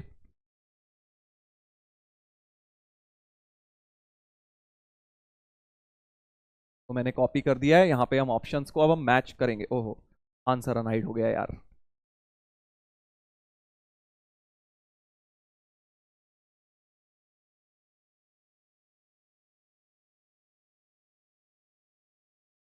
राइट, तो अब in आ गया हमारे पास n पाई, in+1 आ गया n+1 पाई, दोनों को सब्ट्रैक्ट करेंगे तो क्लियरली पहला ऑप्शन तो सही दिख रहा है। के बाद कह रहे हैं I0 I1 I2 I3 form an AP, ये भी बिल्कुल ठीक दिख रहा है भाई, AP तो बना ही रहे हैं ये, राइट, AP तो बना रहे हैं। M0 से 9 I2M, हाँ ठीक है यार, अब तो क्या है, आसान सवाल हो गया। I2M का मतलब हो गया, I2M का मतलब हो गया 2m पाई, 2m पाई 0 से 9 सिग्मा 2m पाई m 1 से 9 ही ले लेता हूं क्योंकि 0 का कोई रोल नहीं है। पाई को बाहर कर लो, 2 पाई इनफैक्ट बाहर कर लो, सिग्मा m होता है mm+1 बाय 2। m की वैल्यू डालनी है 9, 9 इंटू 10 पाई 9 10, 90 पाई आ गया भाई, 90 पाई आ गया। सी ऑप्शन भी सही है। im 65 पाई, im के लिए क्या करोगे यार, m पाई कर लोगे, 1 से 10 पाई बाहर, 10 इंटू 11 बाई 2, 55 पाई आ रहा है, 55, इन्होंने 65 दिया है, गलत हो गया, ABC सही होने चाहिए, ऑप्शंस ABC सही हैं, राइट। इस तरह से ये डायरेक्ट कॉन्सेप्ट क्वेश्चंस में बेटा लग सकता है, जब ऊपर नीचे दोनों में स्क्वायर्स हैं, बस इतना याद रख लो, जब ऊपर नीचे दोनों में स्क्वायर्स हैं, sine square N x upon sine square x की वैल्यू n पाई बाय 2 होती है, ऑब्जेक्टिव के लिए बढ़िया चीज।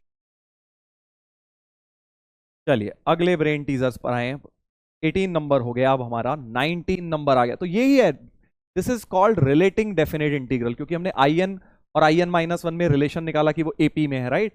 इस तरह के क्वेश्चंस की बात कर रहा था मैं स्टार्टिंग ऑफ द लेक्चर में, कि रिलेटिंग डेफिनेट इंटीग्रल, इंटीग्रल निकाला नहीं हमने, देखो हमने क्या किया, इस वाले में हमने कहाँ इंटीग्रल निकाला, हमने तो बस I1 I2 I3 में एक रिलेशन एस्टैब्लिश कर लिया कि भाई ये AP फॉर्म करेंगे, इसलिए हमने डायरेक्ट UN की वैल्यू बोल दी, राइट। इस तरह के क्वेश्चंस जबरदस्त क्वेश्चंस होते हैं।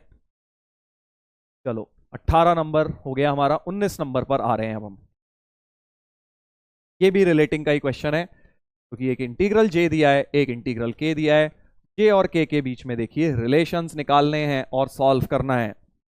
पॉज करके करो, ये उतना मुश्किल नहीं है, तुम सब कर सकते हो इस क्वेश्चन को। बहुत अच्छा चांस है, अगर अभी तक क्वेश्चंस आज की क्लास में कम हुए हैं, जो कि मैं मान रहा हूं हुए होंगे कम, थोड़े से मुश्किल ज्यादा है आज, तो बेटा ये करने का आपके पास बहुत ही सुनहरा चांस है। अच्छा सर, ठीक है, समझ गए।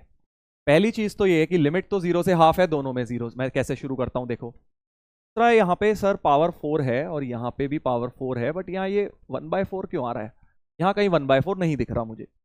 इमीडिएटली मुझे स्ट्राइक कर गया यार, अगर इसमें किंग प्रॉपर्टी लगाऊं, मतलब x को sum of limits half minus x से रिप्लेस कर दूं, अगर x को हाफ माइनस एक्स से रिप्लेस करूं किसमें, j में, j जो इंटीग्रल है इसके अंदर,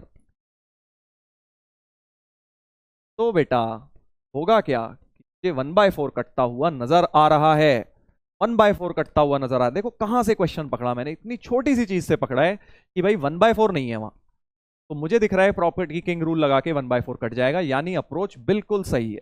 इसी को मैं बोलता हूं कि बेटा थॉट प्रोसेस बनाइए अपना। क्वेश्चन अब 100% सॉल्व होगा हमारा, क्योंकि हमने सोच सही लिया ना, उसको रिलेट करने का पहला स्टेप सही है कि 1/4 कट रहा है। अब क्या होगा, ये -x² हो गया और ये 1/4 तो कट गया, ये माइनस भी होल स्क्वायर खोल रहा हूं, प्लस x हो गया। अच्छा, इसकी पावर 4 भी थी बाहर, पावर 4 भी कर ली बाहर, तो j की वैल्यू ये आ गई 0 से हाफ, x कॉमन भी ले लीजिए, x की पावर 4 1 माइनस एक्स की पावर 4 dx, राइट, ऐसा कुछ बन गया। देखो इस क्वेश्चन को कुछ लोग ना बीटा गामा फंक्शन से भी कर लेते हैं, बट अगर आपको वो आता है की बात है, बट नहीं आता तो बेटा उसमें मत जाइए, वो सिलेबस में नहीं है IIT JEE के, वो कॉलेज के फर्स्ट ईयर की कैलकुलस में आता है। बीटा गामा फंक्शंस कुछ तो करा देते हैं, मैं भी करा देता हूँ जो समय होता है तो, बट अभी के लिए अगर आप वो नहीं भी करते कोई ज़रूरत नहीं है, बीटा गामा फंक्शंस को छोड़ के आप नॉर्मल अपनी सब्सटीट्यूशंस वगैरह से भी कर सकते हैं। चलिए, तो ये बात हो गई, बाकी चैट पे लिख के मुझे बताना कि क्या तुमने बीटा गामा फंक्शंस पढ़े हैं, अगर ज़्यादा बच्चों ने पढ़े होंगे तो उसके ऊपर भी मैं करवा दूंगा, कुछ कुछ नहीं करे छोड़ सकते हो यार, ऐसा कुछ नहीं है, वो कॉलेज में है, वो JEE के सिलेबस में है भी नहीं। बीटा गामा फंक्शंस कम तुम देखोगे वेबसाइट पे भी JEE एडवांस के सिलेबस में नहीं मेंशन है, कहीं पर नहीं लिखा हुआ, वो कॉलेज की कैलकुलस में आते हैं फर्स्ट ईयर में।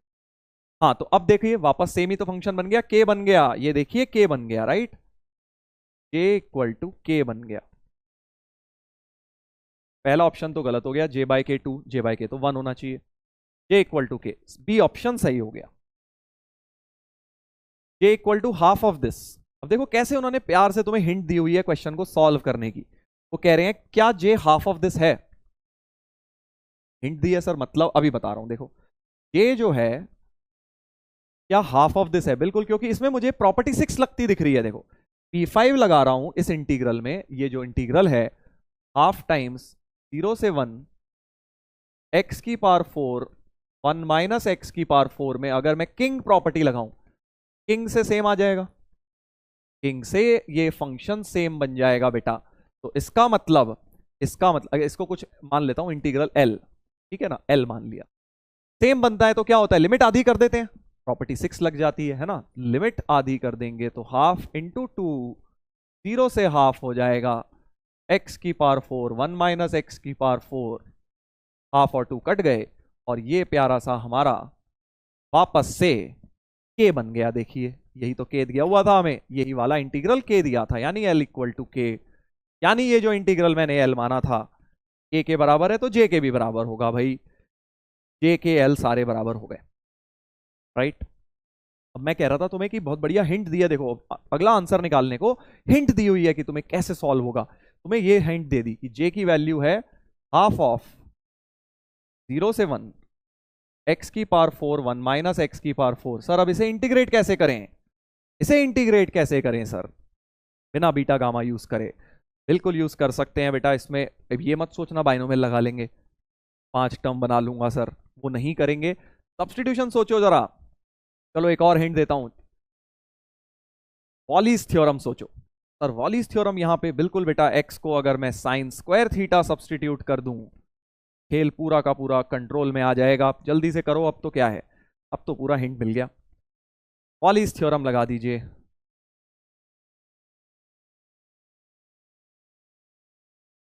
वॉलीज थ्योरम का क्वेश्चन बन गया है।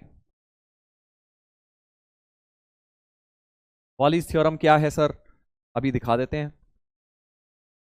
एक्स की पावर 4 हो जाएगा साइन थीटा की पावर 8, 1 माइनस साइन स्क्वायर हो गया कॉस थीटा की पावर 8, dx की जगह हो गया 2 sine theta cos theta D theta.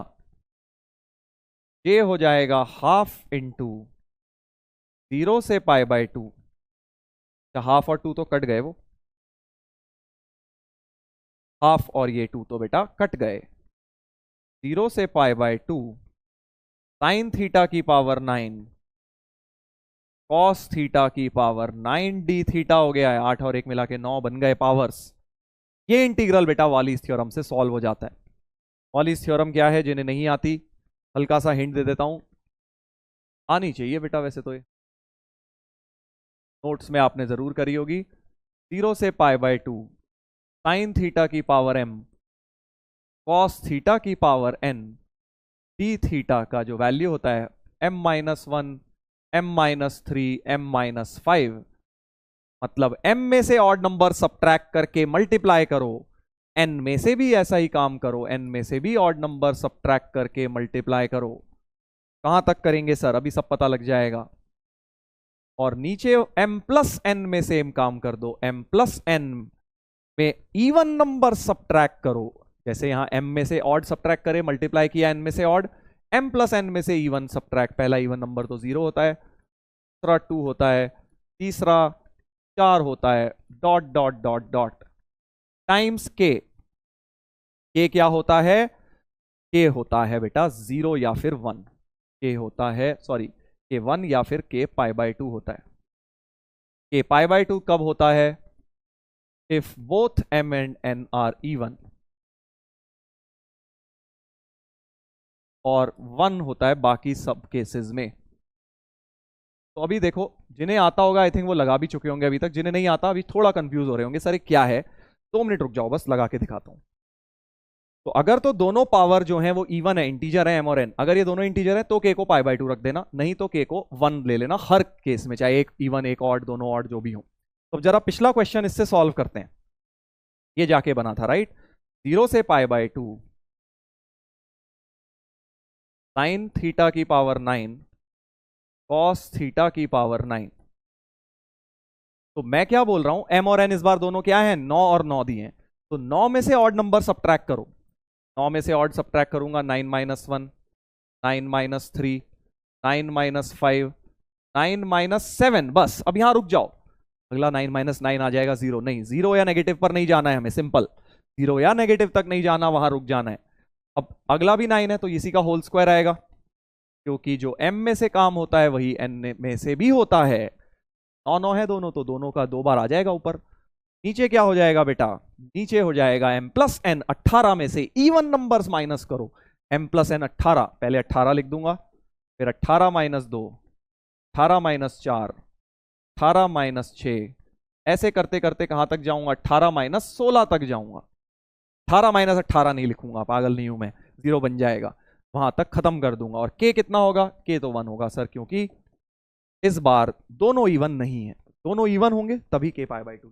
Sir कहां से आई ये, सब रिडक्शन फॉर्मूले से आती है, बढ़िया थ्योरम है, इसको याद कर लो बेटा, तो बोलते हैं हम वॉलीज थ्योरम। ये है अपनी वॉलीज थ्योरम, इसको आप कर लेंगे याद।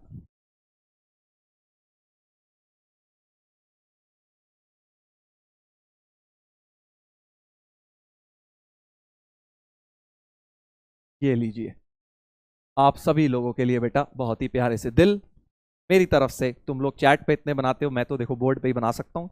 आप सभी को मेरी तरफ से प्यार बहुत सारा, और ये थ्योरम मेरी तरफ से गिफ्ट एक तरह समझ लीजिए। जिन्हें बेटा नहीं आती थी, जिन्हें आती थी बहुत अच्छी बात है। अब जरा सॉल्व किया जाए इस क्वेश्चन को। सर ये इतनी लंबी चौड़ी कैलकुलेशन नहीं, ज्यादा लंबी चौड़ी नहीं है। 8, 6, 4 2, इसका होल स्क्वायर आएगा 8 6 4 2, 2 बार आएंगे। और नीचे क्या आ जाएगा सर? नीचे एक बात सोचो, अब क्या आएगा सर? नीचे आएगा 18, उसके बाद 16, उसके बाद 14, उसके बाद 12, उसके बाद 10, एक फिर 8 6 4 2, 8 6 4 2 एक पूरा का पूरा इससे कट जाएगा। समझ रहे हो ना खेल कैसा बन रहा है? इस तरह का बन रहा है सर। ठीक है, तो अब 8 6 4 2 ऊपर बचा। ठीक है, तो 8 2 जा 16, ये कट गया इससे। 6 4 जा 24, 24 यहां 12 कटा और यहां से 7 बच गया। खेल समझ रहे हो ना क्या हो रहा है? 24 कट गया तो बेसिकली हमारे पास बच गया, ऊपर से तो 1 बच गया, नीचे से क्या बचा? 12 और 2 कट के 7 ये बचा, 18 ये बचा और 10 ये बचा। तो 18 इंटू 7 इंटू 10, 1260 आ रहा है बेटा। सिंप्लीफाई करके k की वैल्यू या k की वैल्यू 1260 बिल्कुल ठीक आ गया वॉलीज थ्योरम लगा के। राइट, तो ये वॉलीज थ्योरम अगर तुमने नहीं पढ़ी हुई, थ्योरी में अपना पढ़ो, रिवाइज करो। बैच के अंदर इस पे बहुत क्वेश्चंस कराए जाते हैं। अभी मैंने एक सवाल लेके आपको बता दिया है बेटा किस तरह से करना है। तो बहुत ही जबरदस्त क्वेश्चन है ये। नॉट ओनली इसमें हमने डेफिनेट इंटीग्रल को रिलेट कर लिया प्रॉपर्टीज लगा के, बट हमने साथ में वॉलीज थ्योरम को भी अप्लाई करना सीख लिया। चलिए, ब्रेन टीजर नंबर 19 हो गया है हमारा। अगले पर आ जाते हैं बेटा 20 नंबर पर, ब्रेन टीजर नंबर 20।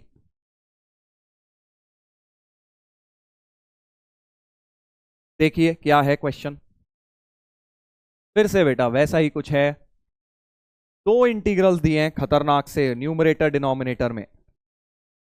एक न्यूमरेटर में दिया है और एक डिनोमिनेटर में, और इन दोनों का रेशियो एल बोला हुआ है। इन दोनों इंटीग्रल्स का रेशियो अपने को एल बोला हुआ है। साफ समझ आ रहा है, दोनों को रिलेट करना है हमें। इन दोनों इंटीग्रल्स को रिलेट करने का क्वेश्चन है। फिर से रिलेट कैसे करूंगा सर? तो भाई दोनों इंटीग्रल में फर्क देखो क्या है पहले तो। फर्क क्या है सर? ज्यादा कुछ फर्क दिख तो रहा नहीं है। e की पावर माइनस एक्स यहां भी है, sign 4ax cos square ax। फर्क क्या है? लिमिट्स है सर, फर्क बस।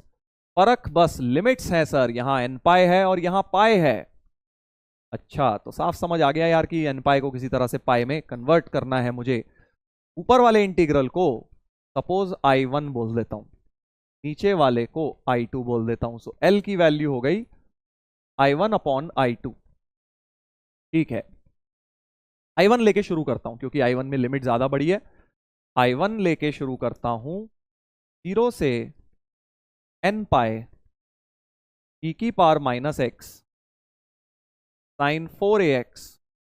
ऐसा सिमिलर क्वेश्चन बेटा आ चुका है जेईई एडवांस में। अगर तुम उठा के देखोगे पेपर 2015 या 16 में शायद सिमिलर सा सवाल आ चुका है एडवांस के अंदर, बहुत सिमिलर क्वेश्चन इसी फंडे के ऊपर। अभी हम पीवाईक्यूज भी करेंगे, लास्ट सेशन में करेंगे। पहले हम कॉन्सेप्ट्स बिल्डअप कर लें, ब्रेन टीजर से अपना थॉट प्रोसेस डेवलप कर लें, फिर हम लास्ट सेशन में पीवाईक्यू करते हैं। हर बार मैं यही करता हूं, लास्ट लेक्चर में हम पीवाईक्यू लेते हैं, सो दैट आपको समझ आए कितने हो रहे हैं अब हमसे पीवाईक्यूज एडवांस्ड के। चलिए, तो I1 में और I2 में अब मुझे दिख रहा है 0 से पाई बनाना है। सर ये क्या बात हुई, कैसे बनाऊं पाई? एक चीज तो लग रही है यार, x को t बाय पाई ले लेता हूं, नहीं t को x बाय पाई ले लेता हूं तो सर हो जाएगा। बट यार उससे बड़ा बेकार हो जाएगा क्योंकि e की पावर भी चेंज हो जाएगी। हमें e की पावर चेंज नहीं करनी है, ऐसे तो नहीं करना चाहिए। सब्सटीट्यूशन से तो मुझे समझ आ गया कि यार नहीं बढ़ना है मुझे इस तरह से, क्योंकि e की पावर में भी चेंज आ जाएगा। दूसरी बात जो मुझे नजर आ रही है वो ये कि यार इसका पीरियड तो पाए पाए लग रहा है ना। ये तो इंटीजर दी है, इन सब का पीरियड पाए तो है ही, पाए तो इन सब का है क्योंकि साइन की पावर 4x का पाए होता है, कॉस स्क्वायर का भी पाए होता है। तो मैं पाए पर ब्रेक करता हूं जरा। 0 से पाए बनाना भी है, 0 से पाए अंदर यही चीज लिख लेता हूं, प्लस पाए से 2 पाए अंदर ये चीज, प्लस 2 पाए से 3 पाए अंदर ये पूरी चीज, एंड सो ऑन। इस तरह से देखता हूं जरा क्या हो रहा है। ठीक है सर, तो पहला वाला तो अपना I2 बन ही चुका है, ये तो I2 ही है भाई, यही तो I2 है, यही तो I2 है सर, यही तो I2 है, बिल्कुल यही I2 है। 0 से पाए फिर i2 ये, राइट, यही चीज बन जाएगी। ठीक है, इसका क्या करोगे सर? अब पाई से 2 पाई। अब देखो मेरे दिमाग में खेल क्या चल रहा है यार, लिमिट मुझे 0 से पाई ही लानी है, क्योंकि मुझे i1 को i2 के टर्म्स में लाना है। लिमिट तो 0 से पाई ही है, लिमिट तो मैंने यहाँ पाई से 2 पाई कर ली, तो एक काम करता हूं ना, पाई प्लस थीटा को x ले लेता हूं, पाई प्लस थीटा को इस वाले में जरा x ले लेता हूं, उससे क्या होगा सोचो। नीचे वाली लिमिट जो x की वैल्यू थी पाई 0, और जब 2 पाई थी x की वैल्यू, तो पाई 0 से पाई हो गया, 0 से पाई हो गया, बिल्कुल ठीक है सर। और e की पावर, सब्स्टिट्यूशन तो इसी में जाएगा सारा, e की पावर x की जगह ये minus pi minus theta, sine की पावर 4। अच्छा अब एक और बढ़िया सी चीज, साइन की पावर 4 ax, ए पाई प्लस ए थीटा। तो ये क्योंकि a तो इंटीजर है, साइन की पावर 4 ए पाई प्लस थीटा क्या होगा, साइन ए थीटा ही हो जाएगा। तो इसको मैं क्या समझ रहा हूं, इसके अंदर साइन की पावर 4 ए थीटा प्लस कॉस स्क्वायर ए थीटा ही हो जाएगा सर। और dx और d थीटा तो तुम्हारे बराबर ही हैं। खेल आई थिंक तुम समझ गए बेटा कि क्या हो रहा है। अब e की पावर माइनस पाई इसमें से कॉमन, 0 से पाई, e की पावर माइनस थीटा साइन की पावर 4 ए थीटा प्लस कॉस स्क्वायर ए थीटा डी थीटा। यानी कि बेटा ये चीज भी, अब तुम देखो थीटा है एक्स है, क्या फर्क पड़ता है, ये चीज तुम्हारी फिर से i2 बन गई, ये चीज क्या बन गई, फिर से i2, यही वाला इंटीग्रल तो बन गई, नीचे वाला यही वाला इंटीग्रल बन गया। तो यहां i2 है, और ये जो निकाला मैंने, एक्चुअली मैंने इसको सॉल्व किया, राइट, इसको सब्स्टिट्यूशन से सॉल्व किया, तो ये आ गया e की power minus pi into i2, right, ये लाल वाला इंटीग्रल बन गया। अब जरा ये वाला बचा है सर, अब इसमें भी करोगे? नहीं, एक में करूंगा तो मैं समझ आ जाएगा क्या होगा, एक में और करूंगा बस, फिर आगे का पूरा समझ आ जाएगा। देखो अब तुम इसमें नीचे 2 पाई आ गया, तो तुम समझ गए क्या हो रहा है एक्चुअली। अब तुम 2 pi plus x, 2 pi plus theta को x मान लोगे, 2 पाई प्लस थीटा को बेटा x मान लोगे। मुझे बता सकते हो डायरेक्टली इस वाले इंटीग्रल की वैल्यू क्या आएगी, ओरली बता सकते हो अब तुम मुझे इसको देख के बताओ भाई। थीटा माइनस पाई आ रहा था ना, माइनस 2 पाई आ जाएगा बस, e की पावर माइनस 2 पाई बाहर आ जाएगा, और अंदर वाली चीज तो बिल्कुल ऐसी ही यही चीज बनने वाली है, यानी i2 ही बनेगी, i2 ही बनेगी सर अंदर वाली चीज। आया ना मजा? ठीक है सर, तो अब i1 बेसिकली i2 के टर्म्स में सारे के सारे मुझे दिख गए हैं, बस अब रिलेशन लिखो, पॉज करके बेटा करो ट्राई। अब तो i1 जो है वो क्या हो गया, ऊपर लिख देता हूं ताकि तुम्हें इजी रहे। i1 हो गया, पहला तो ये i2 था ही, ये i2 था, प्लस ये हो गया माइनस e की पावर माइनस पाई i2, फिर ये तीसरा वाला क्या हो गया, e की पावर माइनस 2 पाई i2, ऐसा कुछ होता जा रहा है। और अगला वाला e की पावर माइनस 3i2 हो गया, 3 पाई i2 एंड सो ऑन। अब तुम एक बात सोचो, लास्ट वाला क्या होगा, लास्ट वाला क्या होगा सर, लास्ट इंटीग्रल सोचो क्या बना होगा सर। लास्ट इंटीग्रल जो आपने ब्रेक किया होगा वो n माइनस 1 पाई से n पाई होगा, है ना, n पाई तक जाना है, एक एक पाई के इंटरवल में तोड़ रहा हूं, तो n माइनस 1 पाई से n पाई तक होगा। ठीक है सर, और बाहर क्या आ रहा है देखो, जब पाई था तो e की पावर माइनस पाई आया, जब नीचे 2 पाई था e की पावर माइनस 2 पाई आया, तो लास्ट टर्म में क्या कॉमन आने वाला है सर, लास्ट टर्म में e की पावर माइनस n माइनस 1 पाई i2 आने वाला है। क्या ये बात समझ गए, क्या ये बात समझ गए बेटा कि लास्ट टर्म में बेसिकली वो आ रहा है जो नीचे की लिमिट है, राइट, वही माइनस टाइम्स कॉमन आ रहा है, e की पावर माइनस n माइनस 1 पाई i2 हो गया है,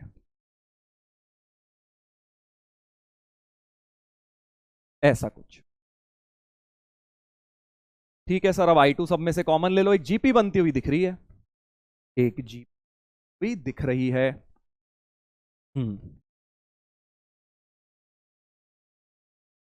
एक जीपी बनती हुई दिख रही है सर। अब अगले पेज पे कर देता हूं, so i1 equals to i2 plus e की power minus pi i2, i2 common ही ले लो ना यार, i2 कॉमन,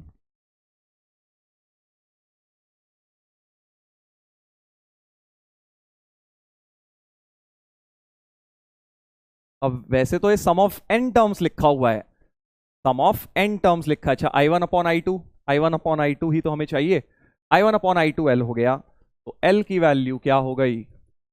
I1/I2 यानी कि 1 प्लस ई की पावर माइनस पाए, ई की पावर माइनस 2 पाए, ई की पावर माइनस 3 पाए, अप टू ई की पावर माइनस एन माइनस 1 पाए। ये हो गया L की वैल्यू। अब हमें क्वेश्चन में बोल रहे हैं बेटा लिमिट निकालनी है n टेंडिंग टू इन्फिनिटी, तो अब साफ समझ आ गया। n टेंडिंग टू इन्फिनिटी का मतलब L up to infinite GP लिख लेता हूं, सम ऑफ इनफाइनाइट जीपी बना लेता हूं इसको, right. a upon 1 minus R, A तो 1 है, 1 माइनस आर,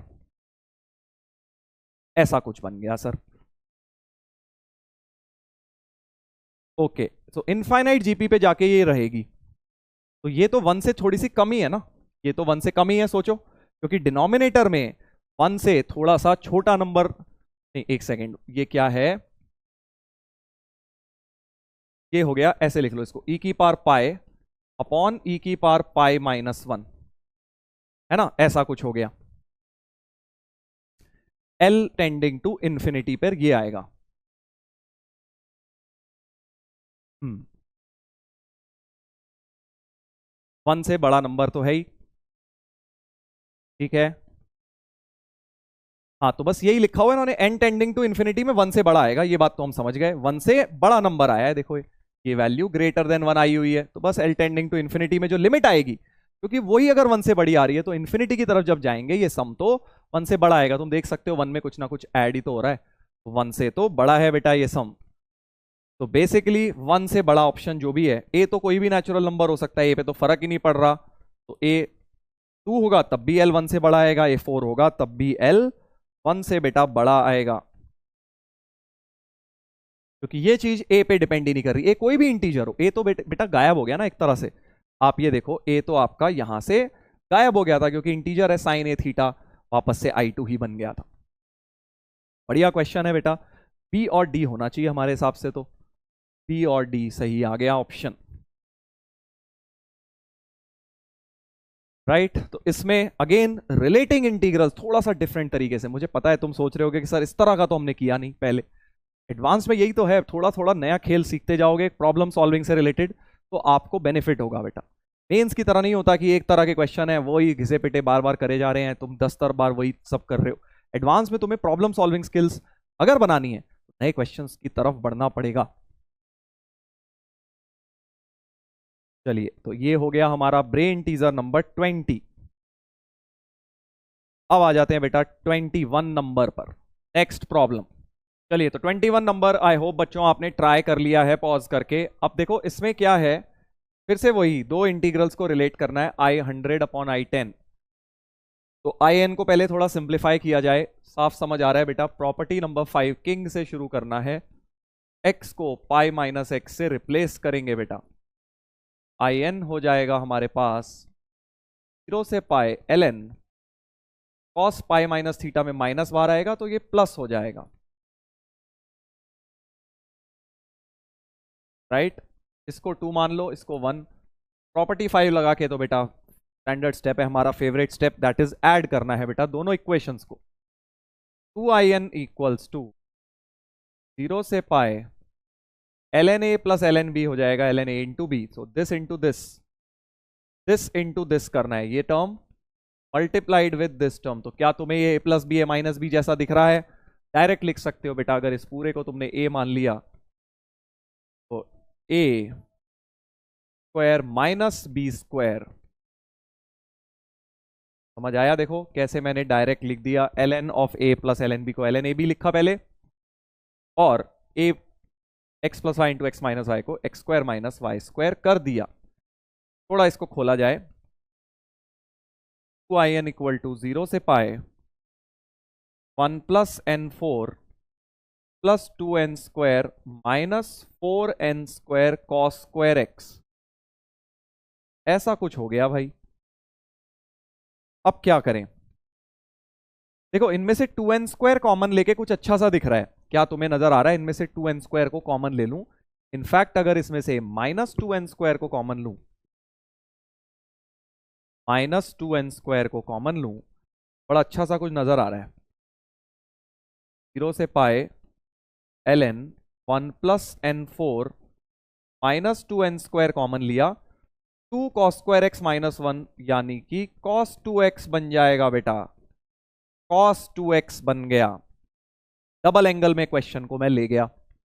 ठीक है सर, अब क्या हो गया ये?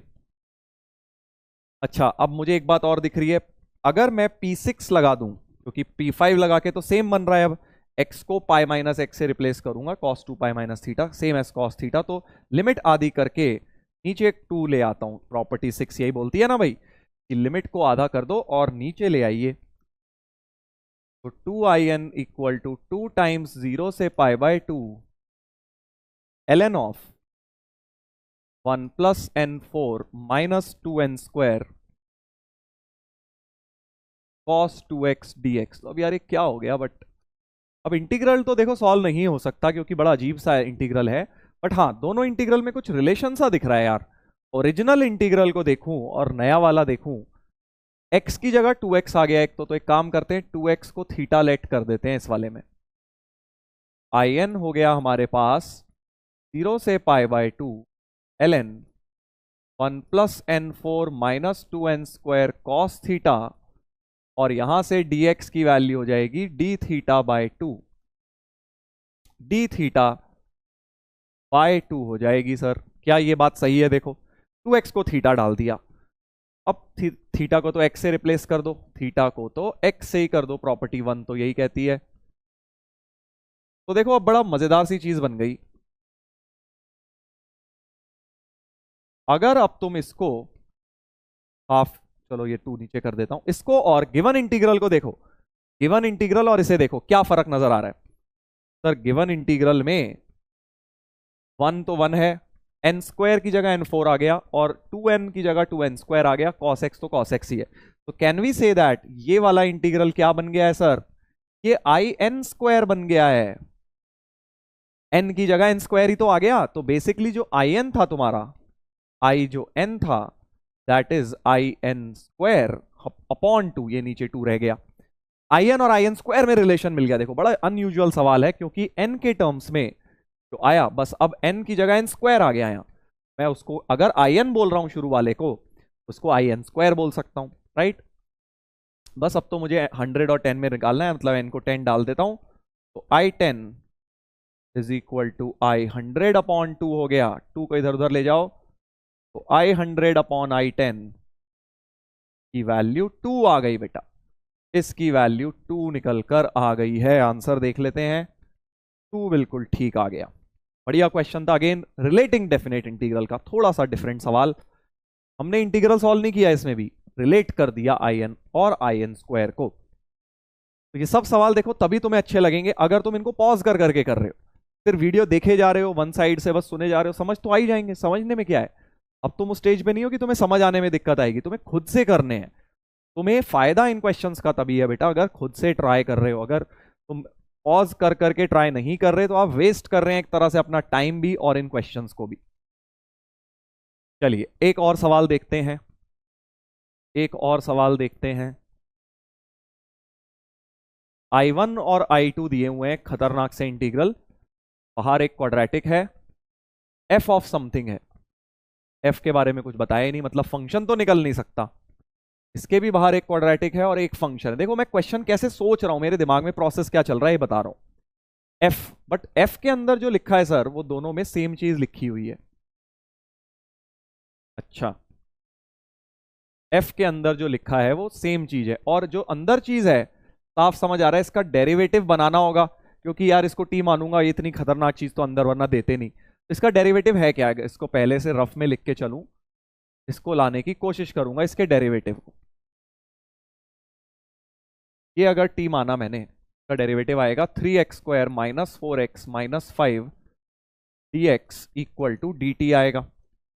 ये टर्म क्रिएट करनी है मुझे, मेरे दिमाग में चल रहा है किसी तरह ये टर्म लानी है। क्वाड्रेटिक तो है बट ये टर्म आ जाएगी। हाँ सर आ गई, मजा आ गया। इतने खुश क्यों हो रहे हो सर? क्योंकि बेटा मुझे दिख गई ये टर्म क्रिएट होती हुई। कैसे? अगर इसमें से ये माइनस कर दूं, देखो 4x² minus x² minus 4x minus 2 minus 3 minus 5, साफ समझ आ रहा है बेटा I2 माइनस I1 से शुरू करना है हमें क्वेश्चन। देख रहे हो कैसे पकड़ता हूं मैं क्वेश्चन को कि भाई आपको जो बनाना है, ये तो बनाना है ही ना, 99% तो हम श्योर है ये लाना है, क्योंकि इसका डेरिवेटिव बनेगा नहीं तो सॉल्व कैसे होगा यार इतना लंबा चौड़ा अंदर। प्रॉपर्टी तो सोच भी नहीं रहा हूं मैं, खराब बनेगा अंदर। तो I2 माइनस I1 की वैल्यू हो गई इंटीग्रल 1 से 3, लिमिट्स भी सेम है, और 3x² minus 4x minus 5 f of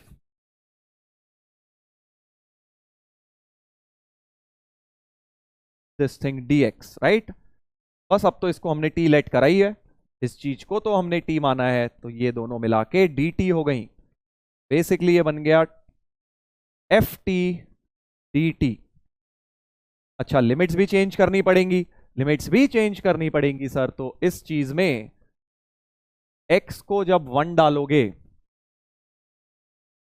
और x को 3 डालोगे तो क्या होगा देखते हैं जरा। तो x इक्वल टू 1 पर t निकालते हैं, क्या आएगा 1 माइनस 2 माइनस 5 प्लस 2020। अच्छा, ऐसा कुछ हुआ, समझ गया। ये आ रहा है -6 प्लस 2020, ओके। और x को अगर अब मैं 3 डालता, x को अगर मैं बेटा 3 डालूं तो क्या हो रहा है। 3 डालने पर सर, 3 डाल रहे हैं तो 3 क्यूब -2 इंटू 3 स्क्वायर -15 प्लस 2020 आ रहा है t का वैल्यू। कितना हुआ ये 27 माइनस 18 माइनस 15, 27 माइनस 18 9, 9 माइनस 15 -6 ही हो गया, -6 प्लस 2020 ही आ गया। एक्चुअली सेम वैल्यू आ गई, देखो 2014 आ गई, इसकी भी 2014 आ गई वैल्यू। इसका मतलब बेटा ये तो खेल ही खत्म हो गया, क्योंकि सिमेट्रिकल इंटीग्रल बना, 2014 से लेके 2014 ही बन रही है लिमिट्स, तो ये वैल्यू तो जीरो हो जाएगी। इंटीग्रल ए टू ए हमेशा जीरो होता है। क्यों हो रहा है इंटीग्रल जीरो, क्योंकि वो सिमेट्री आ रही है 1 से 3 के बीच में, इस क्वाड्रेटिक की बेटा सिमेट्री बन रही है, इस क्यूबिक की, सॉरी क्यूबिक की सिमेट्री आ रही है, तो वो एक्चुअली एरिया अपने को जीरो दे रहा है, यानी I2 इक्वल टू I1। बहुत ही प्यारा क्वेश्चन हो गया, तो ट्रिक क्वेश्चन। I2 और I1 बराबर हो गए, क्योंकि I2 माइनस I1 जीरो आ गया, बस I2 और I1 बराबर हो गए, तो 2/3 आ गया। A की वैल्यू 2, B की 3, A प्लस बी तुम्हारा 5 हो गया बेटा, 5 होना चाहिए आंसर। देख रहे हो किस तरह से क्वेश्चंस को मैं सॉल्व कर रहा हूं।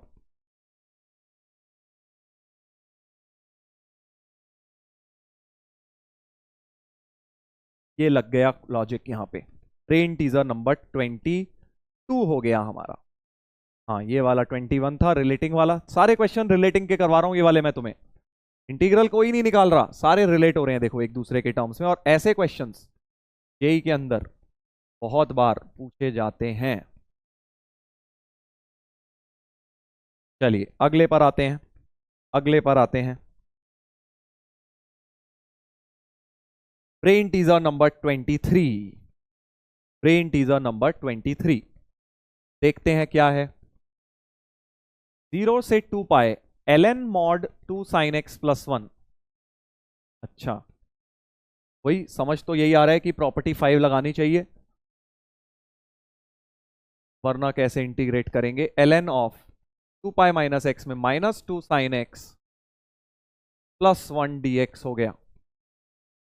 ठीक है सर, ऐड कर दीजिए इन दोनों को। 2i की वैल्यू हो गई 0 से 2 pi ln a plus ln b, फिर से वही ln of a plus b a minus b 1 minus 4 sine square x का मॉड dx। ये बात तो सही है, देखो इतनी बात तो सर सही लग रही है।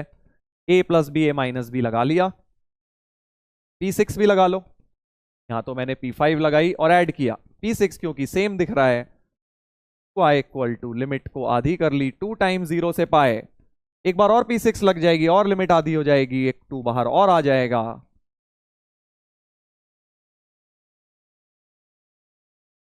ऐसा कुछ हो गया, तो 2 एक 2 इससे कट गया।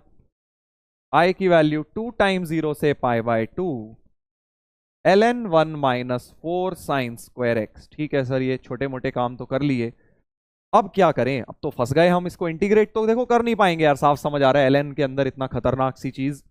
अभी हम इंटीग्रल नहीं सोच रहे। मेरे दिमाग में क्या आया, या साइन स्क्वायर को हटा के कॉस स्क्वायर लेके आता हूं। कॉस स्क्वायर क्यों ला रहे हो? इधर देखो,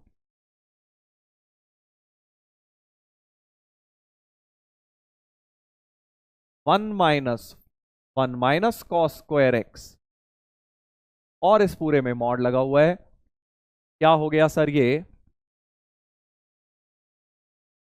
-4 + 1 -3 + 4 कॉस स्क्वायर एक्स। अरे वाह वाह वाह सर, बड़े अच्छे से कोफिशिएंट्स बन रहे हैं। इन कोफिशिएंट्स को देख के बड़ा मजा सा आ रहा है। क्यों मजा आ रहा है सर?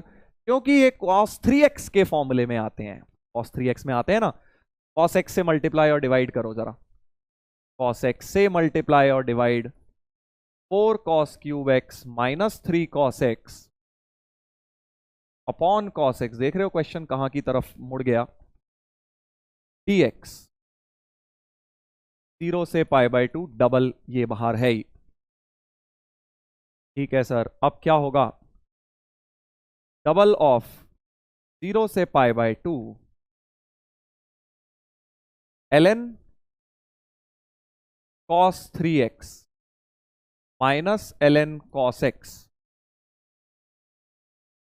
दोनों इंटीग्रल्स को अलग अलग कर लिया बेटा मैंने, दोनों इंटीग्रल्स को मैंने अलग अलग कर लिया। ln a/b ln a minus ln b लगा दिया, राइट? ठीक है सर, समझ गए। अब इसमें देखो एक बात तो समझ आ रही है, ये वाला तो मेरा सीधे बन गया अपना वही वाला स्टैंडर्ड इंटीग्रल बन गया। मॉड हटा भी सकता हूं क्योंकि 0 से π/2 बात चल रही है।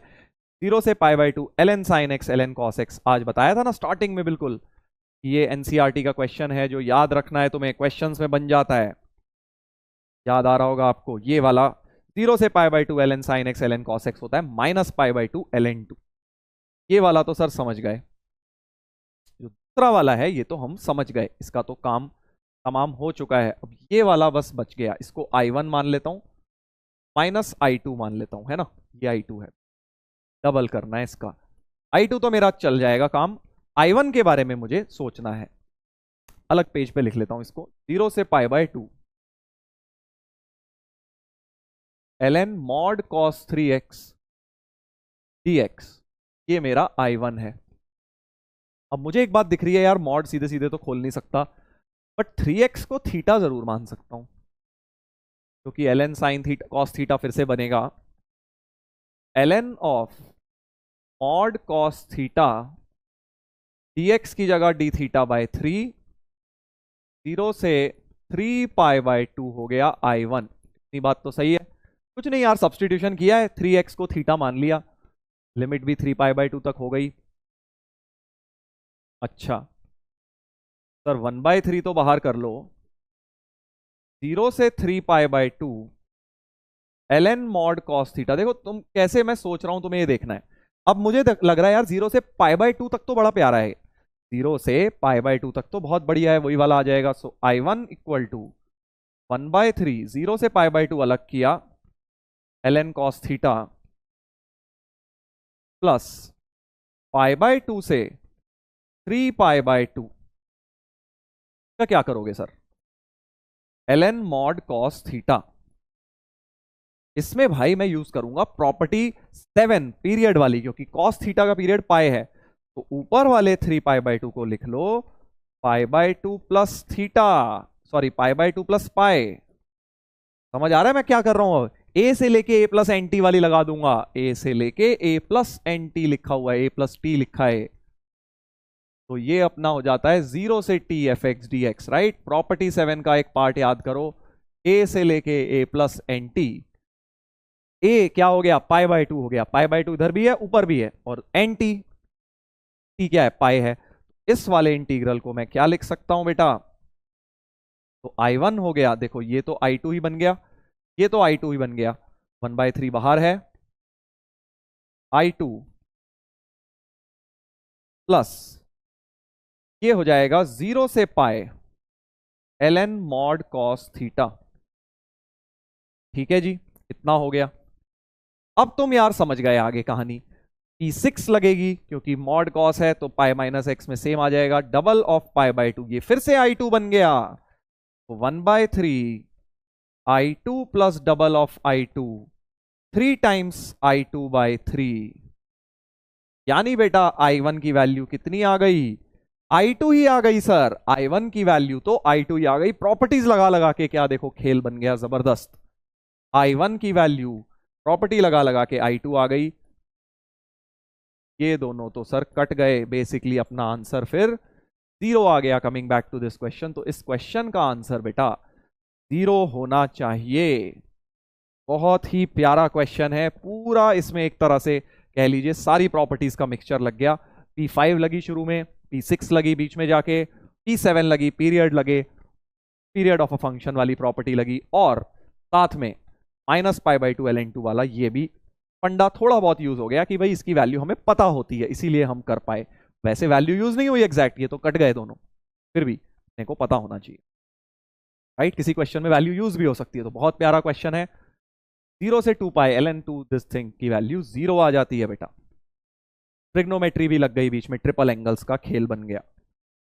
तो इसकी वैल्यू वैसे तो इसमें काम नहीं आई, बट एक क्वेश्चन में अब तुम्हें होमवर्क दे रहा हूं, इसमें तुम्हारी 0 से π/2 sin x ln sin x dx -π/2 ln2 होता है। इस चीज का यूज डायरेक्ट क्वेश्चन में लग जाएगा बेटा, और इसका अब तुम्हें आंसर निकालना है।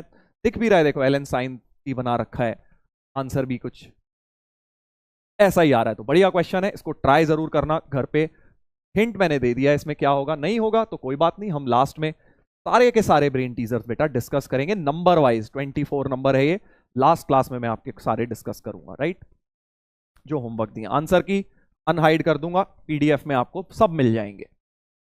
चलिए 24 नंबर ये हो गया। 25 ये आप कुछ होमवर्क के लिख देता हूं ताकि, क्योंकि बेटा देखो कॉन्सेप्ट तो वही सब है, थोड़े मैंने क्लास में करवा दिए हैं तुम्हें, थोड़ा सा तुम खुद से दिमाग लगाओगे ना, जब घर पे बैठ के टाइम ज्यादा दोगे क्वेश्चंस में, समय लगाना, थोड़े नहीं भी होंगे कोई दिक्कत नहीं है, डिस्कशन हम करेंगे ही।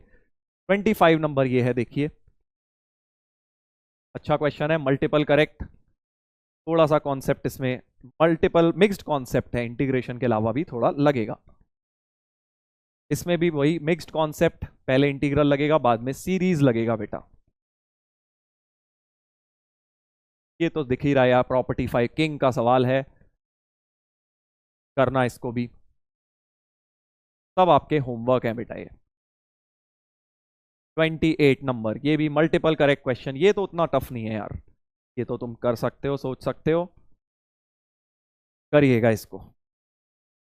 एंड लास्ट 29 नंबर, थोड़ा सा इनवर्स मिक्स कर दिया है, इनवर्स इसके अंदर, ऐसे क्वेश्चंस तुमने करे होंगे। ये तो बहुत इजी क्वेश्चन है, सभी लोग ट्राई करेंगे इसको भी।